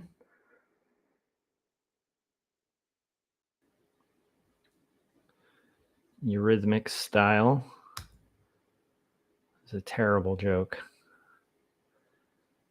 I like the idea of the clatter also being separated. So I'm going to go back to my borders. And I'm going to pick my clatter, and I'm going to go here to my rain.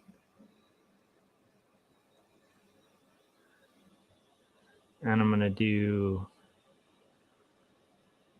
clatter, deleted from the rain. All right, so we have our rain. This rain can go up to here, consolidate that, merge down. So now I can turn on and off the rain. You guys, it's a clear night and then, okay. There's one thing I'm not liking about the rain, actually. I feel like I stopped it too short. There's another thing that I need to revise on this too that I almost forgot, and I'm glad I'm remembering now.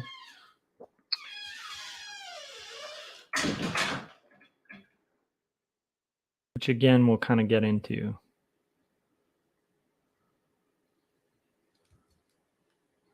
So,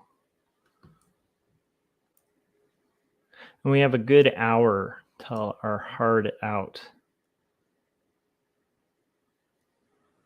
I just like the idea of some of this rain kind of actually extending off of the page. It doesn't have to be a ton, but it just feels more effective like rain.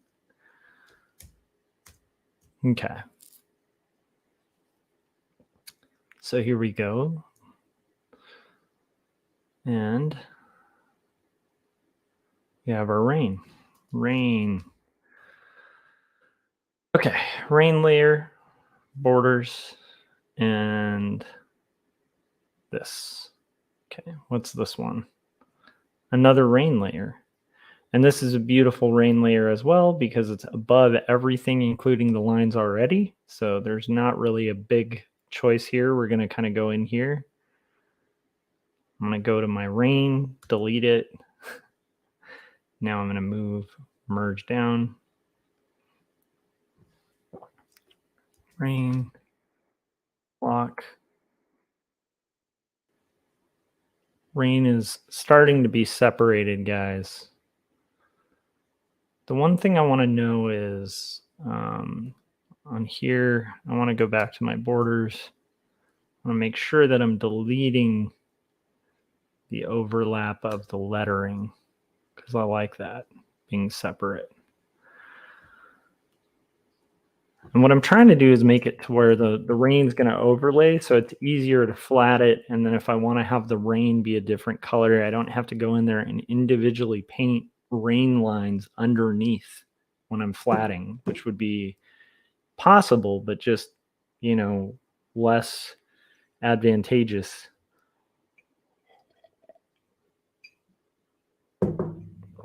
As we're kind of going through it. So, okay. Now we're consolidating. What is this layer? Was this going to be a layer? I'm not sure what this layer is, if there is anything on this layer.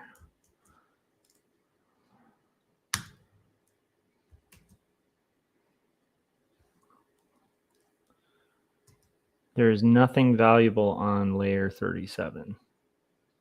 Did you guys see anything disappear? Let the rain fall down and wake up my dreams. Frank is writing poetry, you guys. That's cool. We're doing a comic about poets here. It's a good way to go. Okay, what's lines here? Lines, I can merge down. I don't mind my lines and my shading to be the same. With this style, it's the best to kind of do that. Not sure what's going on here. What is this? Is this important? I'm not seeing any effect from 39. Man, I did a lot of stray layers here, you guys. Okay. So that can merge down.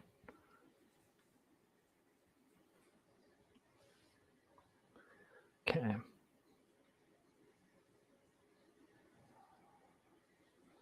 I like that extra shadow. I'm going to merge down. Again, right now we're just trying to get everything kind of consolidated into one epic, easy to flat piece. Hopefully we can do at least this. At least hopefully we'll have this all worked out by my 2 o'clock cutoff. But it would be nice to at least have a start on the flats. In theory. Okay. Merge down. Okay. Merge down. Going to delete transparencies. Okay. Oh, that's beautiful. Okay, this will be a lot easier. I thought this was going to be a lot more complicated.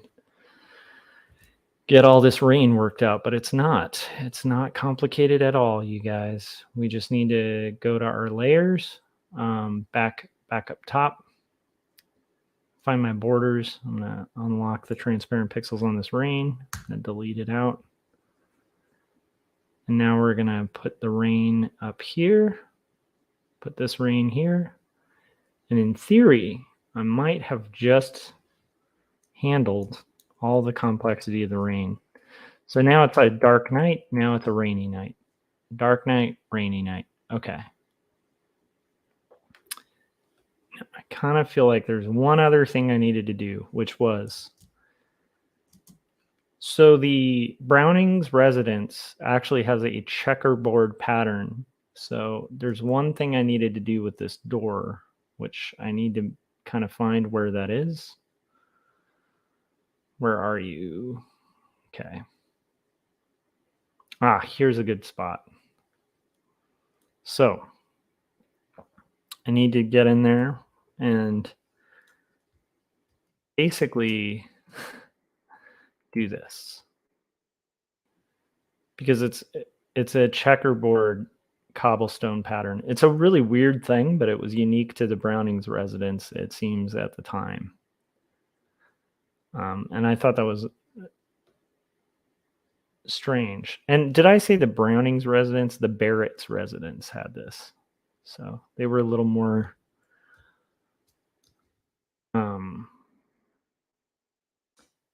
interesting in their tastes.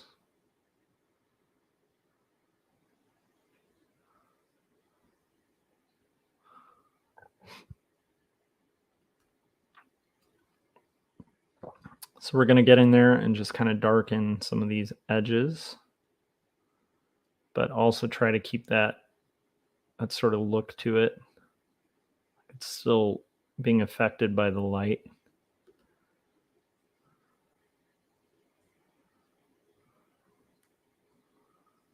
We're just rendering over.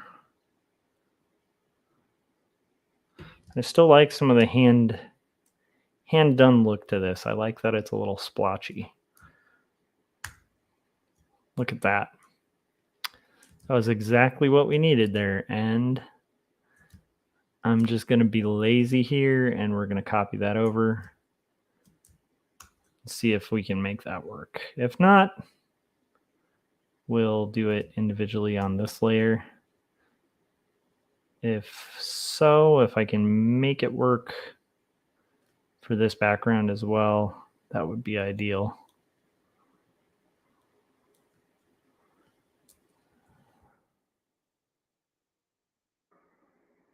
Yep, that works. And then we just have to go in, clean it up a little bit so it's not overlapping our thing here. And I love it. Okay, that revision's done. So what's great is, I think in theory, now I can just do merge visible, and I can do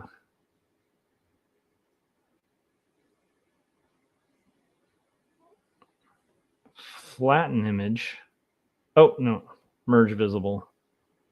We're going to go to image mode grayscale. I'm going to say don't flatten this time. Go to my channels, hit command, hit it. Go back here, go to select inverse.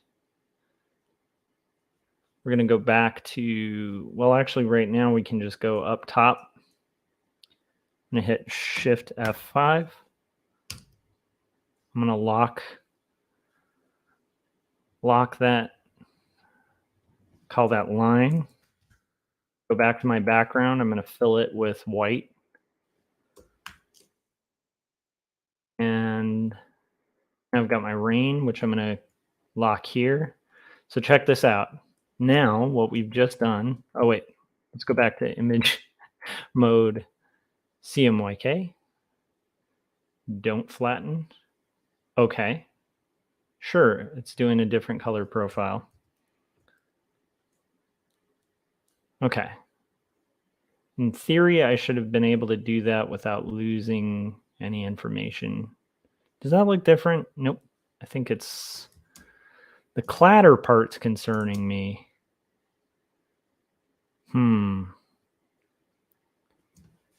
Did I lose some valuable information here? Well, let's find out. Okay, so let's do 50. I might have done this wrong. You know what? We're going to undo what I just did. Go back a few steps. I might have gone a little too quick.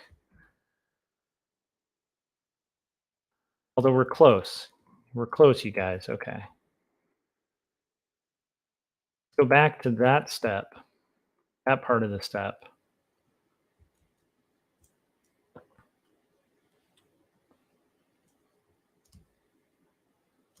Okay, let's go back to channels. Sorry. We're going to do control. Now I'm going to do image mode CMYK again. Don't flatten. Okay. That's okay. So let's see if this works a little better. I'm going to select inverse. Now I'm going to do my 50, 50, 50, 100.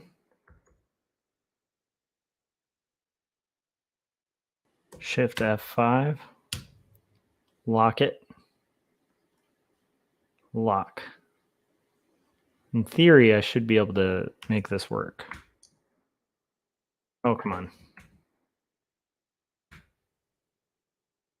Much better. Look at that with my nice rich black. And we've got a rain layer. Yes. Okay, that's what we want. All right, so now this can be line. This can be background. So now we have like basically everything that was white is now a transparent pixel. And again, that has the advantage so that we can do things like color hold the line if we need to. It's going to have some nice transparency. I might even set this to like multiply just so that as we're working, we'll be able to kind of see. But the nice thing is, even if it's normal, we have our transparent pixels. So we're set to go. And I already have this saved as a separate file, so I'm going to hit save. All right.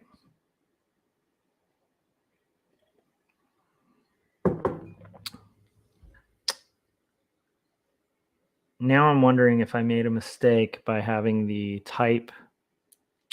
Damn it. Oh no. We might have to go back even more. I got to go back again before we flattened. I was jumping ahead too many steps, and hopefully we can go back to before we flattened. Yes, we can. Okay. There was one other thing. I think I'm going to have my borders. I do want to have, I want to go to my borders layer, and I want to have these clatter things equally separated. It's just going to be a lot easier. So I'm going to copy, go to rain. I'm going to paste, merge down. Now I'm going to go to my borders.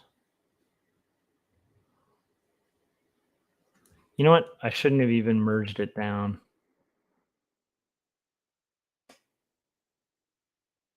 Okay. Turn off my borders. Okay, I like it. I like that. Now I'm going to go to my borders. I'm going to go here to where it says clatter. I'm going to delete. We'll see if that has any sort of bad effect. I don't think that does. Okay, so there we go. So we're going to lock this. I'm going to call this SFX, sound effects. Now we've got our rain, got our sound effects. Now I'm going to do, I might want to just keep the borders separate, because that's going to really simplify the coloring process too, potentially. We can merge those later. Okay. Sorry, guys. One more attempt. Again, this is my third page, so I'm learning some things, and I'm realizing some of the ways I might have been working might have been counterintuitive a little bit. Merge visible or merge down. Now we're going to go to our image mode, grayscale. I'm going to say don't flatten. Now we're going to go back here. I'm going to use command, select my line, select inverse.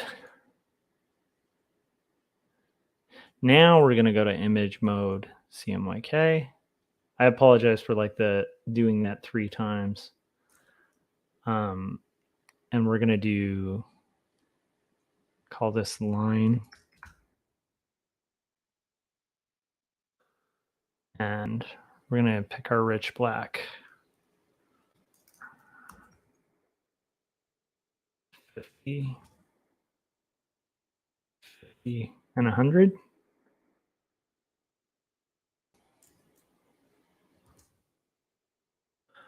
When is the release date on Jacob's Apartment? It was originally May, and now it's June 7th because of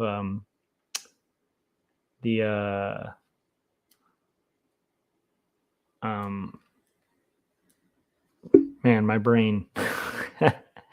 Because of the printing, like there's like a paper shortage, so that they had to delay it just a little bit. But it should be June 7th that it's released everywhere.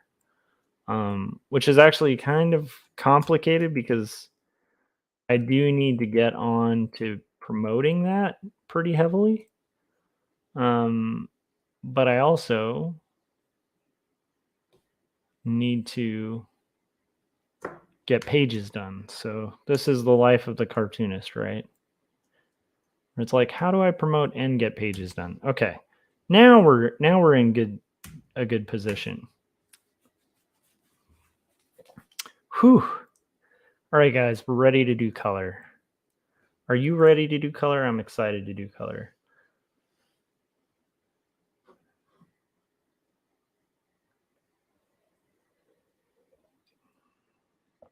Have a good night, Frank.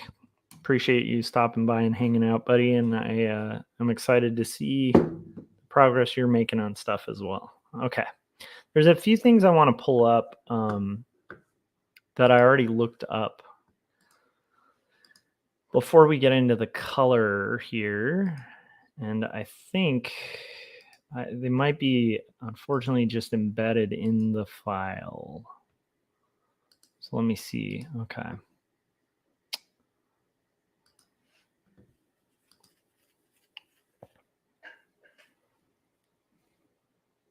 I think that's in the rough pages. So I want to pull up my rough pages.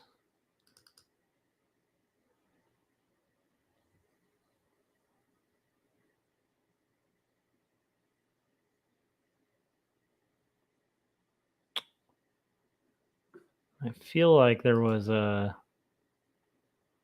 man.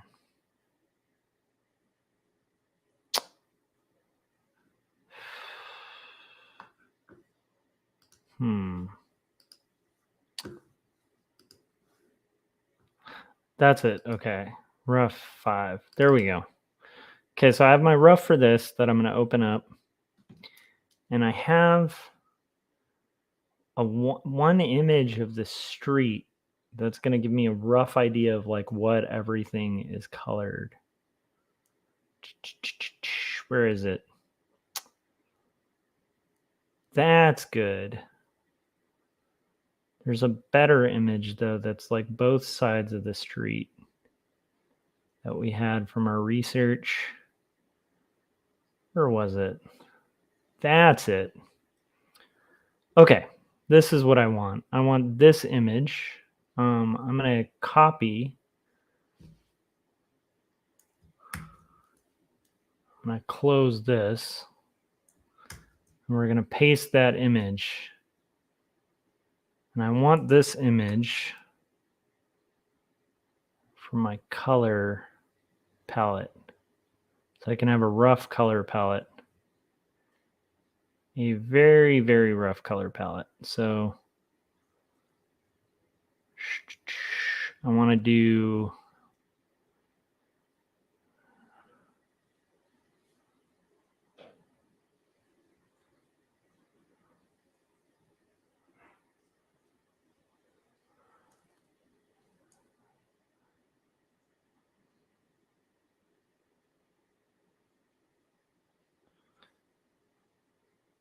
let's put the saturation up just a little bit.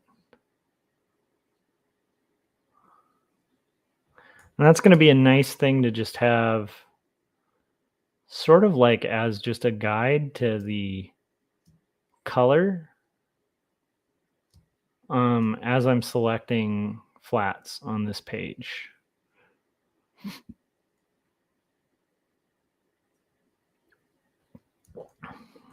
It's going to be incredibly important. Okay. Hopefully this is all kind of making sense, you guys. I don't need this extra business here. I just need this extra business here. Oh my goodness. Something very strange is happening with my Photoshop where it's kind of bugging out.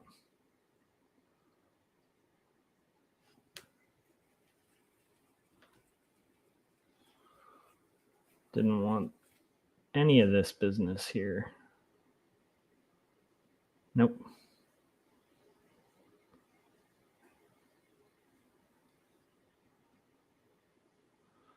Man, no thank you. Please stop being weird, Photoshop.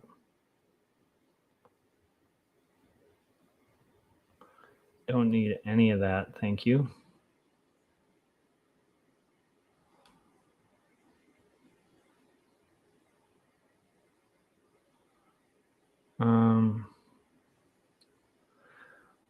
Wow, okay. Very strange. My Photoshop just kind of bugged out a little bit with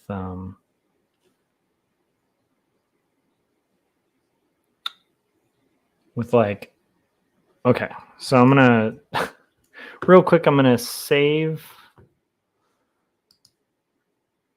Let's do window workspace, window workspace.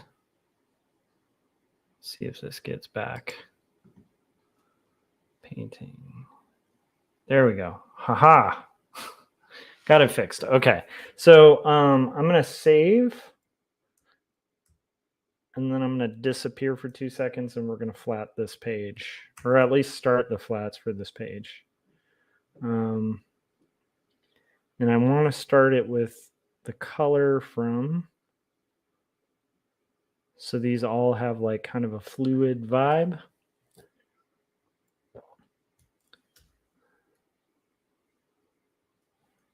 Don't save.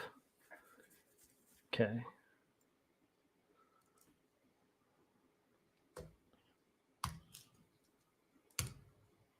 Okay. Okay, that's going to be our base color, and we're going to get into it and have fun. I will be right back. And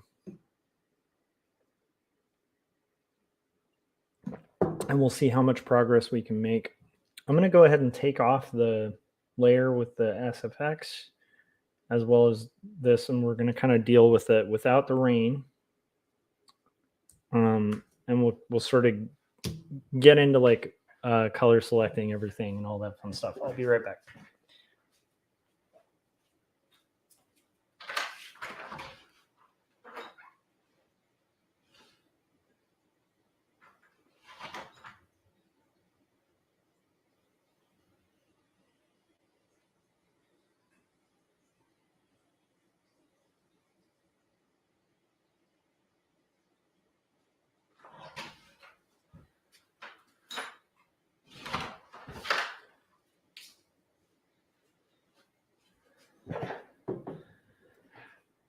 So there's something that I think has been really helpful in this process, which is this is going to be cool.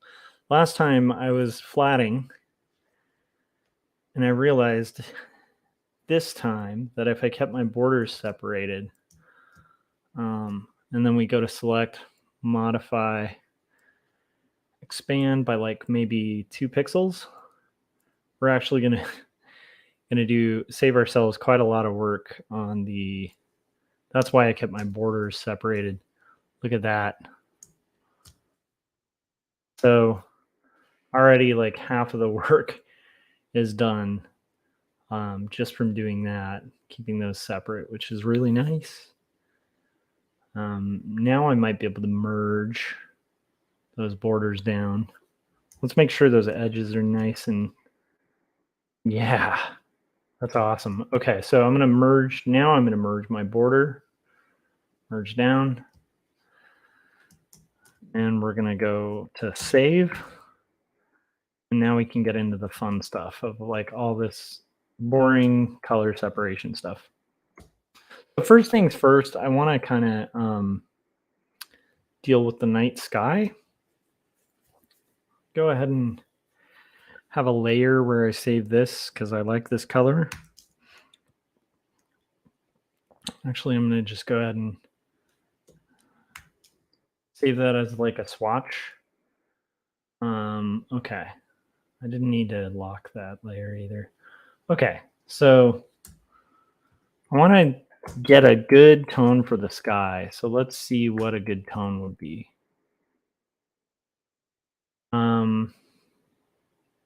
I like the idea of it being almost like a purple, but not like heavily saturated purple. Maybe that's the wrong route.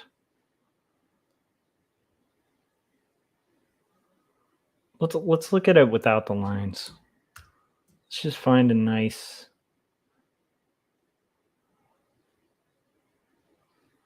nice kind of purple palette. And we're going to kind of go here and saturate it up just a little bit, but also to a point where if I have like black line art, is it going to look good? And that can kind of juxtapose really nicely. Purples are really tough though, like with print. So generally I'm going to want it to probably be a little brighter because it's such a specific vibe. How are we doing on that? How's that purple looking? Okay. So in this case, now I want to do my moon. I'm going to get the moon working in one. It's a little tough. I could draw guides. That might be the way to do it. Okay, let's do view, rulers. Oh, I have my rulers and my extras. Great. Okay. I'm going to put my guide here, here, here. Oh, here and here. So now I have my guides, and I'm going to basically be able to do a really good, perfect circle. Kind of lines up with that circle that didn't have a line. Okay, let's go to view extras, turn that off. View.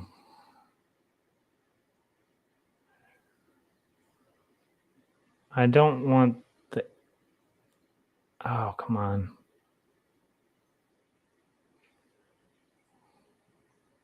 Guides. Okay, I'm going to turn off my guides. Okay. So now we're going to do a good, that's going to be almost like a direct one-to-one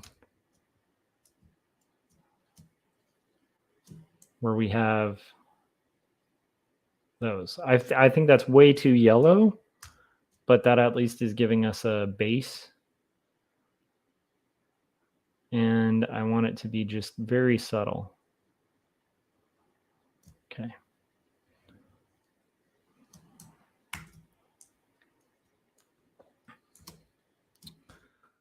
See if I can eyeball this or if I have to do guides for this. Nope. Oh, I think I'm going to have to do guides again. All right, let's do this for each moon. Pink moon, guys.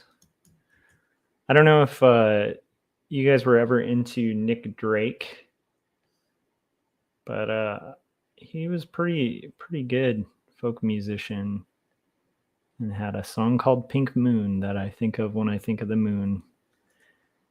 Is that corny? Yes. Is it an awesome? Is Nick Drake rad? Nick Drake is great. Okay, there we go. Got it. View guides. Oh, come on. Let's hide the guides again. And I want to do this for my moon.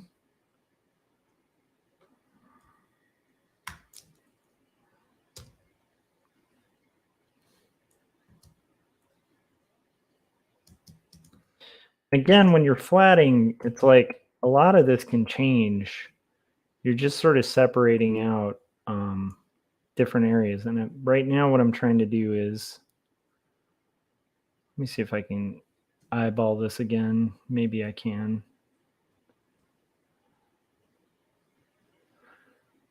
Okay. We got to do our guides again. This is one of the tough things about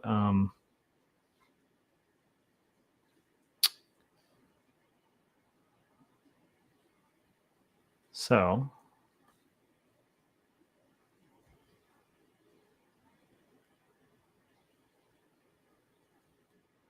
there we go. View, We're going to hide our guides. One of the tough things about flatting is just getting all the flats done. But like once you're kind of there, especially on an area where you have a scene like this,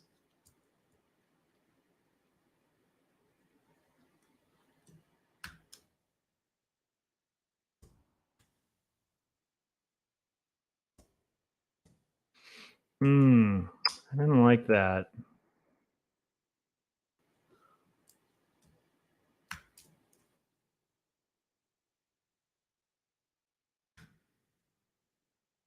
I wanted to make sure it's going to the edge.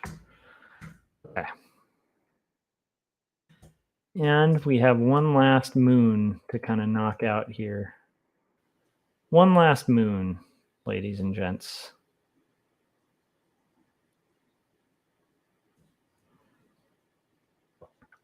Which I keep trying to eyeball and then realize that I have to draw myself some guides because I am not a magician.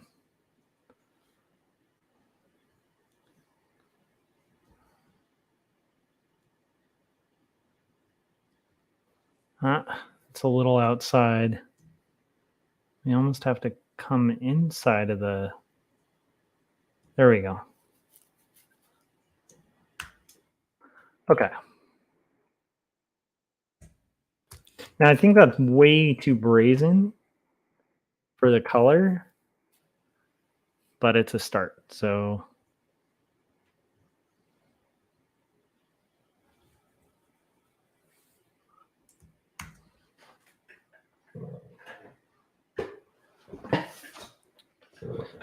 whew. All right, we got 30 more minutes. We're not going to be finishing this page tonight. Which is kind of a bummer. I was kind of hoping by the beginning of the week, I really wanted to have that. I thought that would be a fun way to begin the week. That's cool. That looks glowy, right? Because now we have the refraction of the kind of flat night sky. That works really nice. That looks like it's glowing. Look at that. Just flat color, guys. Flat color. Now, do we want to do a little bit of color hold magic where we have it kind of glowing? Or is that too much?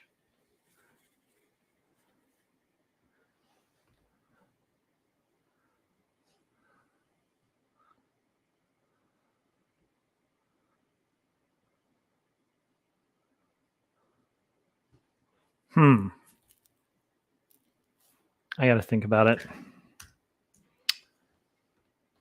I don't think I have to think about it, actually. I like that color hold magic going on there.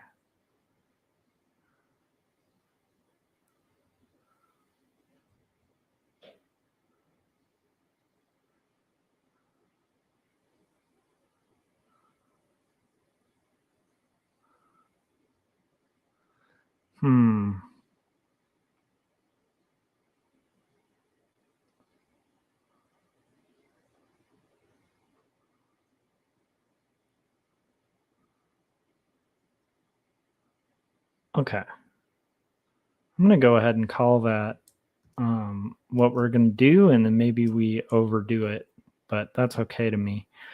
All right. I want to do my color. I'm going to pull my color back. I don't know what happened to my color here, but I do like having my color up there. So let's do 50, 50, 50, 100. Okay. So now find those areas where there's overlap here. Again, we're just going to flat, but at this point, I do like the idea of the moon being color held.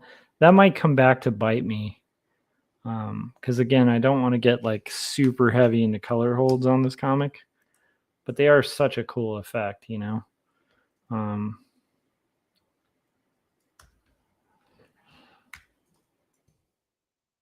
Oh no, wait. Go back.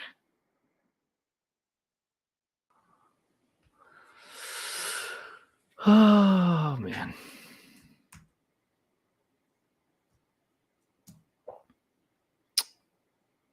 Okay. I'm gonna go back here and I'm gonna make, I'm being lazy and trying not to make swatches, but I'm probably gonna make a swatch here. Okay, so I don't have to keep re-punching in this number. Try. Okay. There we go. There's my rich black. So I'm gonna eyedrop it. Boom. And then we're gonna go to here. And we're gonna just make that nice clean separation.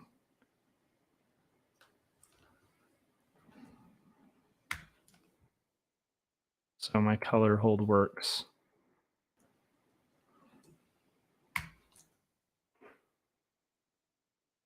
Go back to this. I love color holds though. It really does get a cool effect, you know?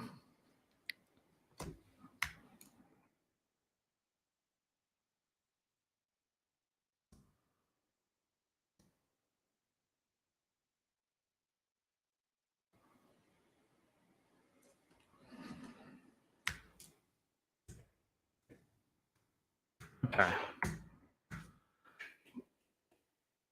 Okay, so we have our basics there.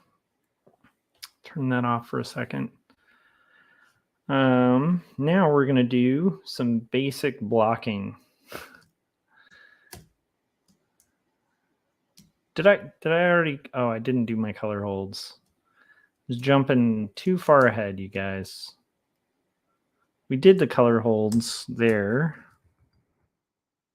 Oh, did we? Did I color hold this? I want to make sure that's color held too. Okay, good. Okay. Now I do understand what I was doing there. Okay, so we're gonna do eyedrop. I don't want to go back to that skin tone thing that I had.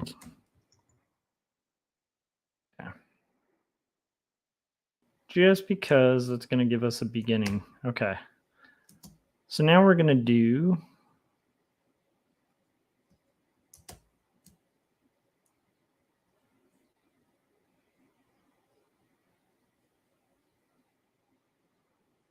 I've already locked some of my layers. Like I already locked the transparent pixels on the outer edge of this. So all I need to do is worry about this masking selection. And again, on something like this, it's not super crazy to go in and kind of select out these areas. So what I'm doing right now is like equivalent to like if you were airbrushing, you'd be like cutting masks. That's what I'm doing for this section.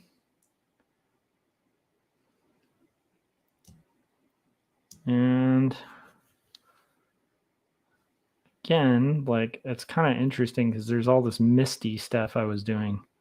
But I kind of like that because it's going to allow for a little more kind of nuance to the line rather than it just being like a obvious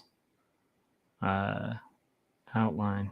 And for the style that I want this book to be, that's going to make all the sense in the world when it comes to the final.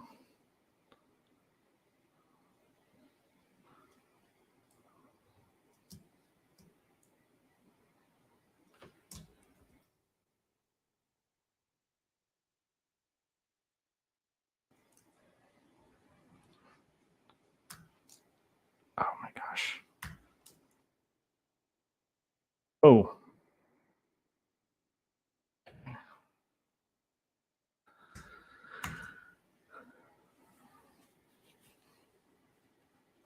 We're getting there, guys.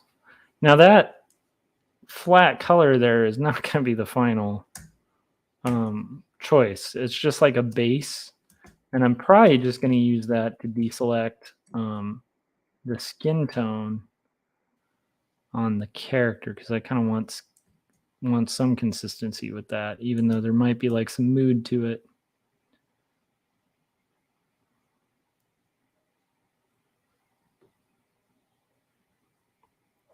I also don't even know if the sky is going to end up being purple. Any of this is going to be what it is right now. We're just kind of separating things out, seeing how it goes.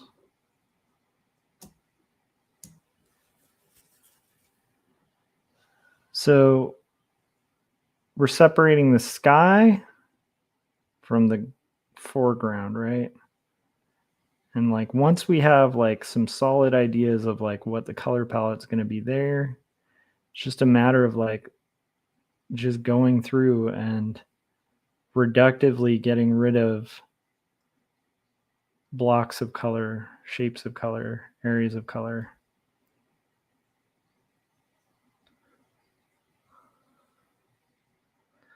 I'm very excited though to have those revisions done. That's good. We got some minor revisions done. I probably got a little bit of a later start today because I was up late finishing up the pencils for this. But I'm excited about the week. I think this week's going to be fun. I'm excited about getting back into some fun stuff.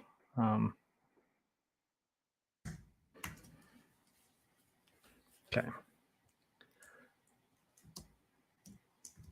Like researching and doing roughs for page 7 is going to be fun too. And penciling page 6 is going to be amazing. My hope is to hit the mark of like 10 finished pages a month. If I can do that, I'm going to hit my deadline. I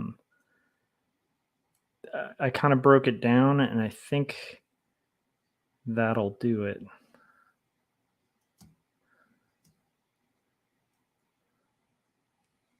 That may not be enough.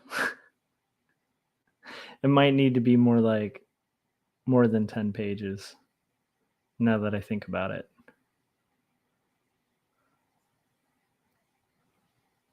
Might need to be more like 15 pages a month.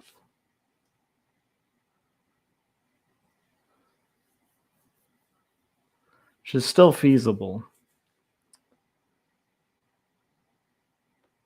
I think 10 pages is a little too short.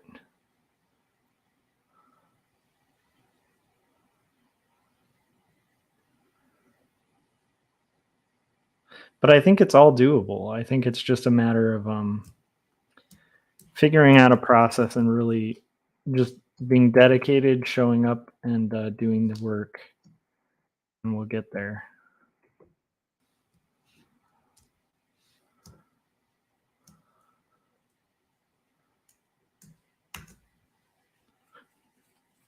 Okay, we have about 20 more minutes, but we're starting to get, at least I have a rough idea of the sky. The purple may not work well with other colors. We'll kind of have to see. Might be too much. It might be better to have it be a gray night sky. I don't know. But at least it's a start. Corey said 15 pages a month is impressive, doable with the schedule you've outlined. I hope.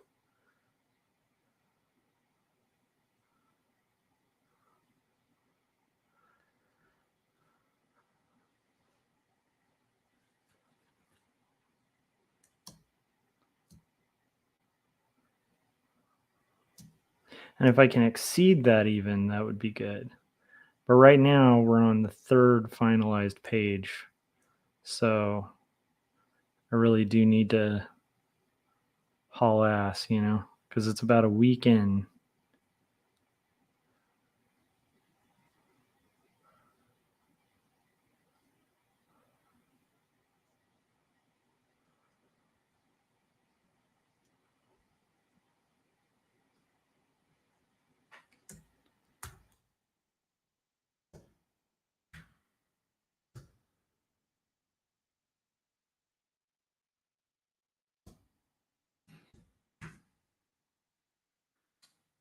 All right, we have about 20 minutes left, you guys. I'm not sure what I want this tone to be. So that's supposed to be kind of mist. And so the tone behind him is going to be very interesting to kind of figure out.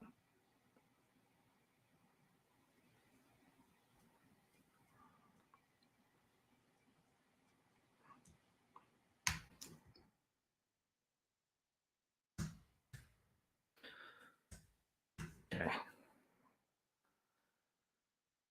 do think I want to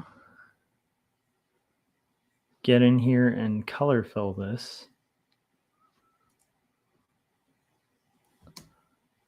as well as this.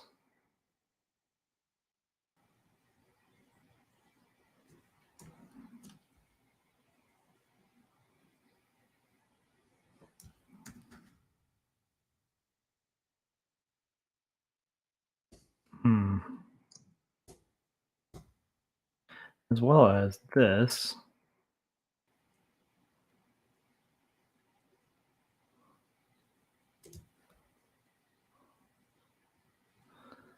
As well as this.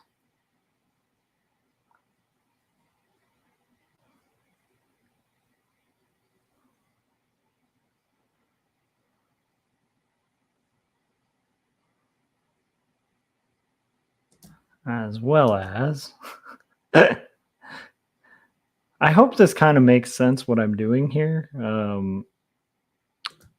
If it doesn't, I apologize.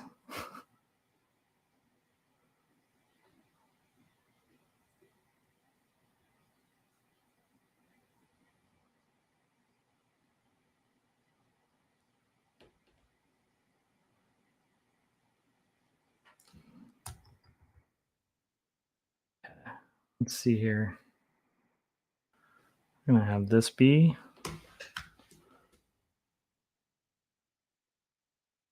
We're getting there. We're getting there, you guys.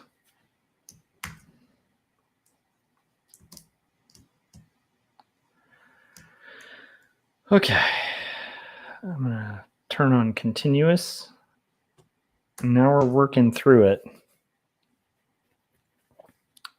So I'm going to think, what's a street look here? So red cobblestone. Red's going to be the color, so. Oh, what am I doing? I have one other thing I can totally get rid of. And we can start talking about other colors.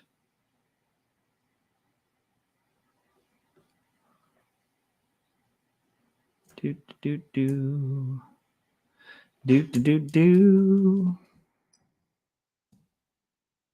Okay. Get in here, guys. Where's his?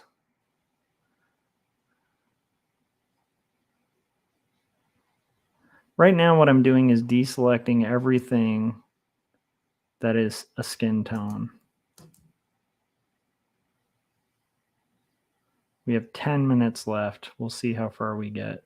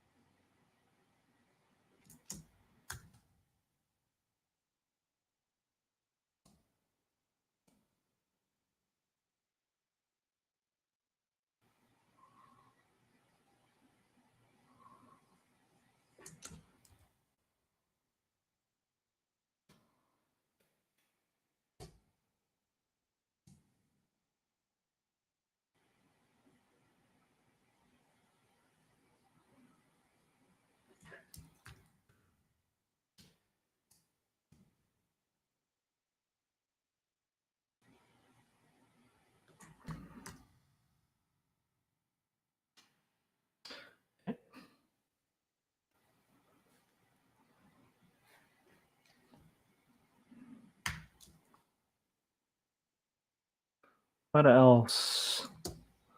That's what I wanted to do.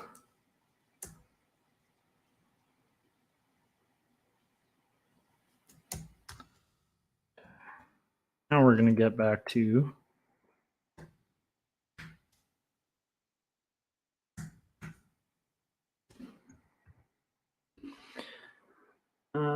let's see here.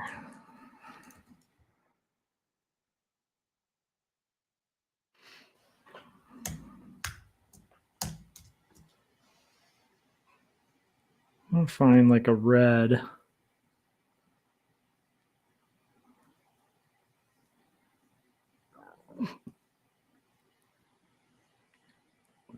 Now, keep in mind when you're doing reds, right, you generally are going to want to do, like you're going to end up with like a ketchup-y red if you mix any cyan in it.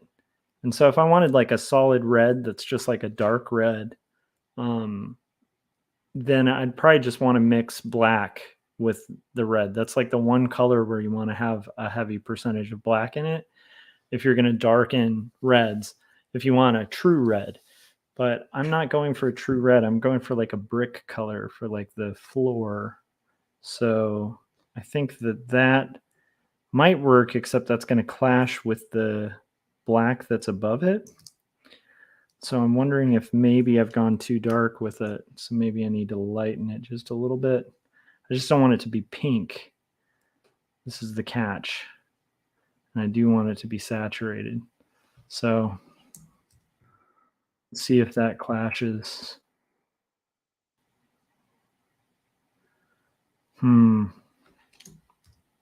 Maybe I do want it just a little bit darker. Maybe I do want to go with a true red. Let's see. Let's experiment, you guys.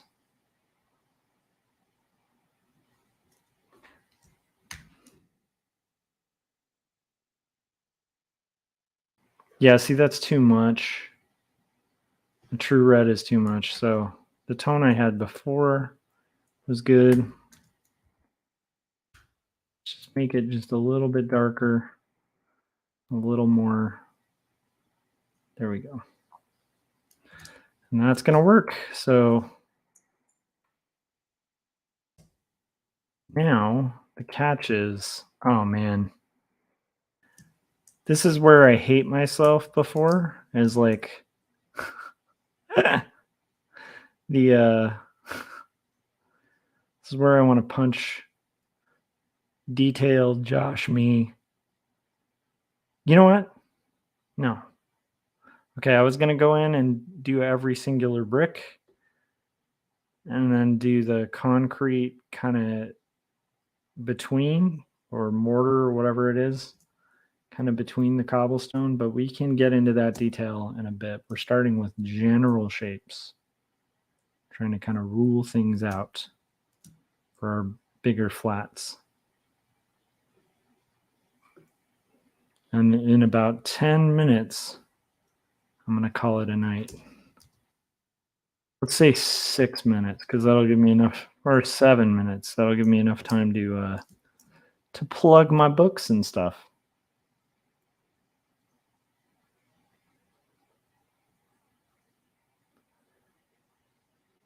Note to self, though, I do want to come back and change the color between the bricks on this close-up. Definitely not for the big cobblestone street, but I do think that detail is going to make a big difference there. I think that when it comes to this, that's not going to be so much the case.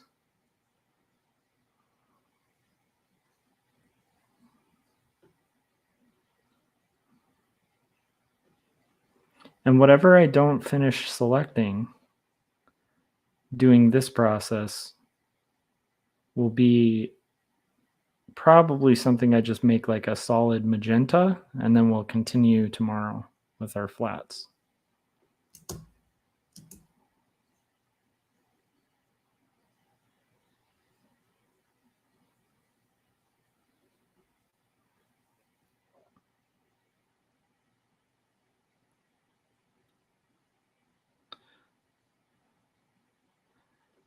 And I will tell you guys, like, for people who don't think comic colorists work, just flat a page, just one of these days. Even like a really clean page where you can use the magic wand tool and expand. You know, you're talking about a couple hours of work just to flat a page. And on a page like this, it's going to be a little harder to outsource than, like, I think when it comes to a standard comic, you might be able to get away with outsourcing your flats. But I think on a page like this, because it's just kind of like not your typical inks, flatting might be something better done in-house, because at least for me to do myself, because I think I'd probably end up having to fix so much that it would wind up being like something I'd have to do from the ground up anyway. Plus, I'm a prideful person and I like doing everything myself on my comics, because it just is way cooler to be like, I did everything, you know? I don't know. Talk to me in like 3 months and we'll see where I'm at on that with the flatting. Flatting. Look at that. All right, we got our flat selection there. I'm going to go through, make a more rough flat selection here.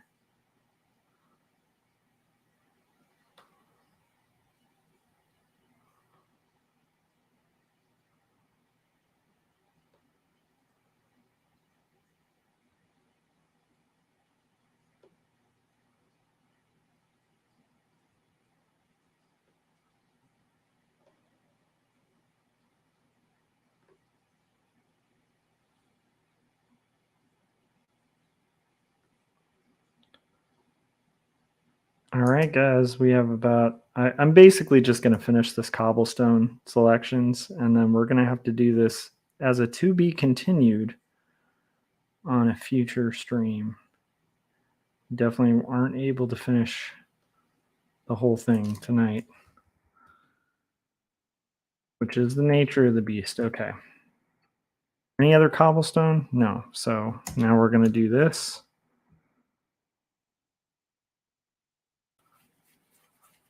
I think I'm going to leave it like that. I know that isn't the ideal color, but at least we're getting closer, right? So I'm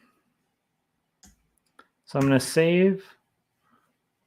We're getting a little bit of progress in there. Not quite where I want to be, but we're getting there.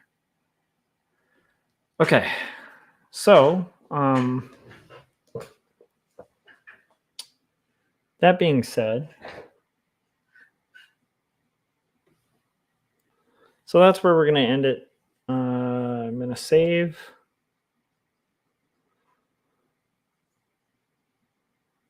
And then I'm going to close out everything and say thank you to everybody who has showed up to the stream. Thanks to those of you who are hanging out. I hope you guys were able to get some work done and had fun.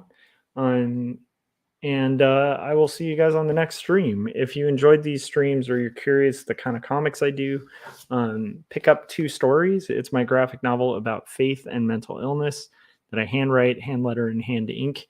And it talks about my journey dealing with depression, caregiving for somebody with panic disorder. Let's see.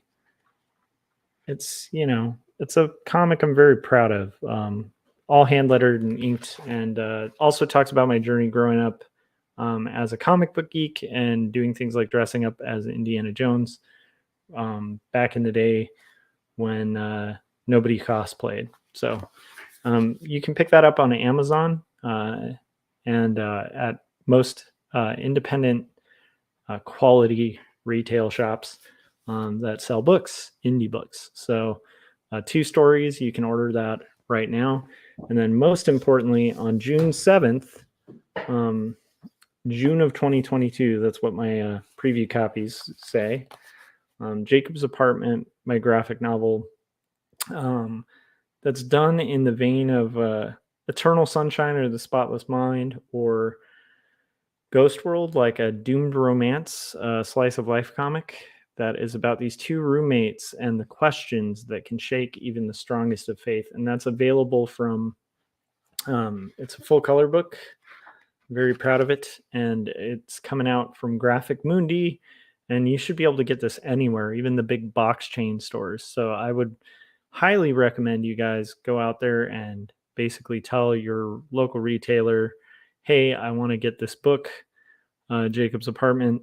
Go to your local Barnes and Noble or your local comic book shop and say, hey, you guys need to carry this book. It's Graphic Mundi. It's available through Diamond. And so just, yeah, ask somebody to order it, buy one for a friend, pre-order it, all that fun stuff. Because I want to hopefully show my publisher that they're making the right decision in making indie literary books that are graphic novels. Also, check out Graphic Mundi, graphicmundi.org. They're a really cool publisher, and they're putting out a bunch of books, and I'm really honored to have a book in their catalog because, man, I mean, like Hakim's Odyssey and like a lot of the other books that they have are just incredible. It's kind of stunning that I was able to be in there with them. So that'll do it. Have a good night, you guys, and I will see you on the next live stream, which will probably be later tonight. So bye.